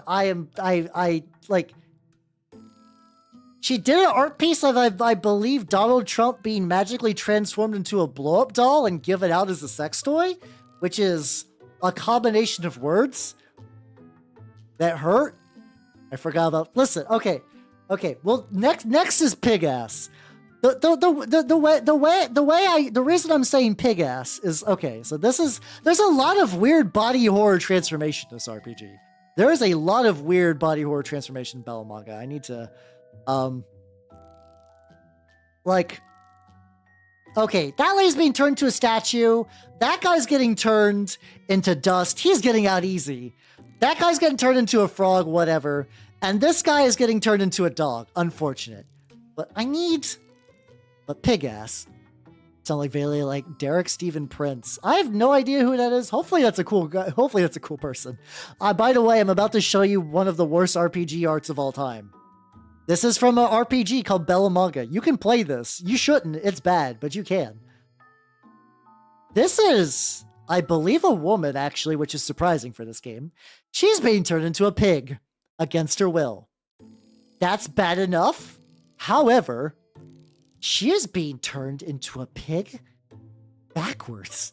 Her ass is becoming the pig's head, which is bad enough. But her head is turning into the pig's ass. This is a role-playing game that you can play witches, where you inflict ungodly punishments upon your victims. Dying is getting out easy in Bella Maga.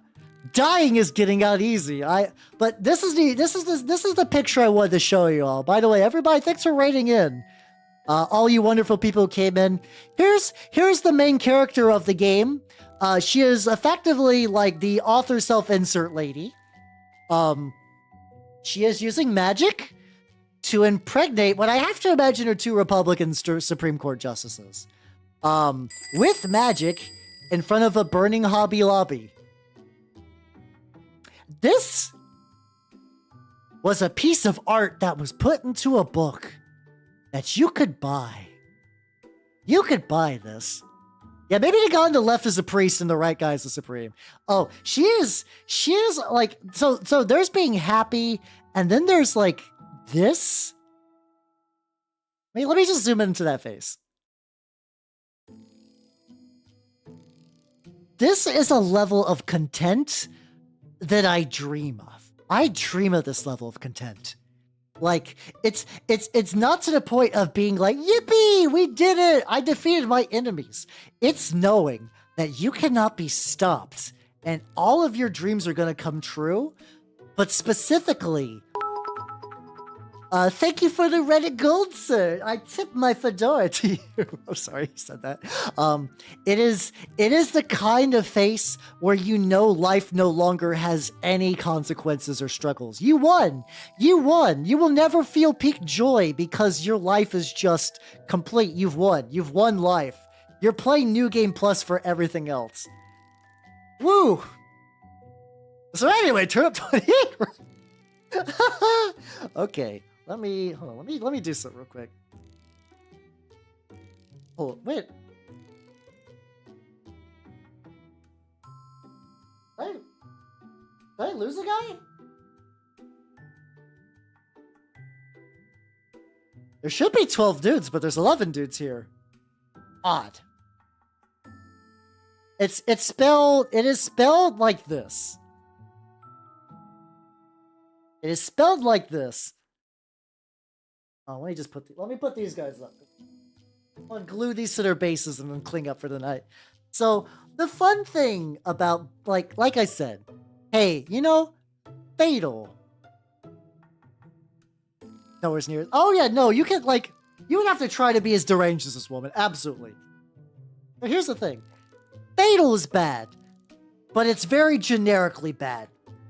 Like, if you really break down how bad Fatal is, it's just like incredible. It's like middle school racist combined with a bunch of weird sex stuff mashed into somebody's shitty D&D homebrew system. It's like, I'm not saying Fatal isn't bad. It is. Fatal is absolutely bad, but it's not an interesting bad. Oh yeah, no, I bought it on Drive-Thru-RPG. I bought this with my own money that I got from you nerds on Drive-Thru-RPG. The author got paid. Because once more, I have to say, if I'm going to roast your RPG on stream, I will generally buy it. The only real exception was Wraithu, but I could not get a physical copy of Wraithu. Wraithu, the RPG, is an incredibly rare book. Like, it's rare to the point where I just could not find any when I looked. Maybe it's people have restocked it since then. I'll have to check it out. Oh yeah, I know what you mean, Flopsy. Like it's like, have you ever seen an RPG, like a thing that is so bad that it like reaffirms, like it basically like I can do whatever I want. I can truly be free. This person did it, you know? Oh, they make a lot of RPGs of things. RPGs, I love them. I love RPGs. I love war games. They are insane. Oh, Narf, did you not know? Wraithu is a famously bad RPG. There are mechanics for killing people with your acid dick in Wraithu. I'm not making that up. It is a prequel to the book series. So it has like none of the lore that even people who would like Wraithu would find in their books. It's kind of amazing. It's a product made for no one. It's bad. The funny thing, okay, for context, I got drunk and made a character for Belamaga. I don't remember my witch at all in that. I don't remember her at all. I got drunk and made a character in Hex and Draconis. I made a rat centaur cyborg with a machine gun on its back. I made 2 Fatal characters on stream. I made a character for Eoris Essence barely. I could not make a Wraithu character on stream. I got too drunk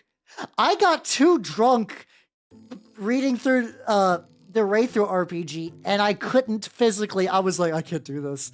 Like, not that I was like freaking out or having a bad time. You ever hit that level of drunk when you're like, I can no longer do math? I hit that level, and I was just like, hey everybody, I'm sorry, I can no longer do math. I need to end the stream. And nobody was like, oh man. Everyone was like, hell, I understand. Please get some water and go to bed. And I absolutely did. So yeah, anyway, with that, I have gone basically a half an hour past. I can barely, the thing is, like, the reason why VTubers or streamers get dumber, I can tell you the reason behind it. It's multitasking. If you just do nothing but focus on math, it's fine. If you're painting minis and I'm showing you shit and I'm talking and I'm introducing people at the same time and checking for moderation stuff, it's hard to be big-brained when you do that. I'm going to be honest. But yeah, I got 8 guys. They might need little touch-ups, but they're basically ready for an oil wash, so I'm feeling pretty good.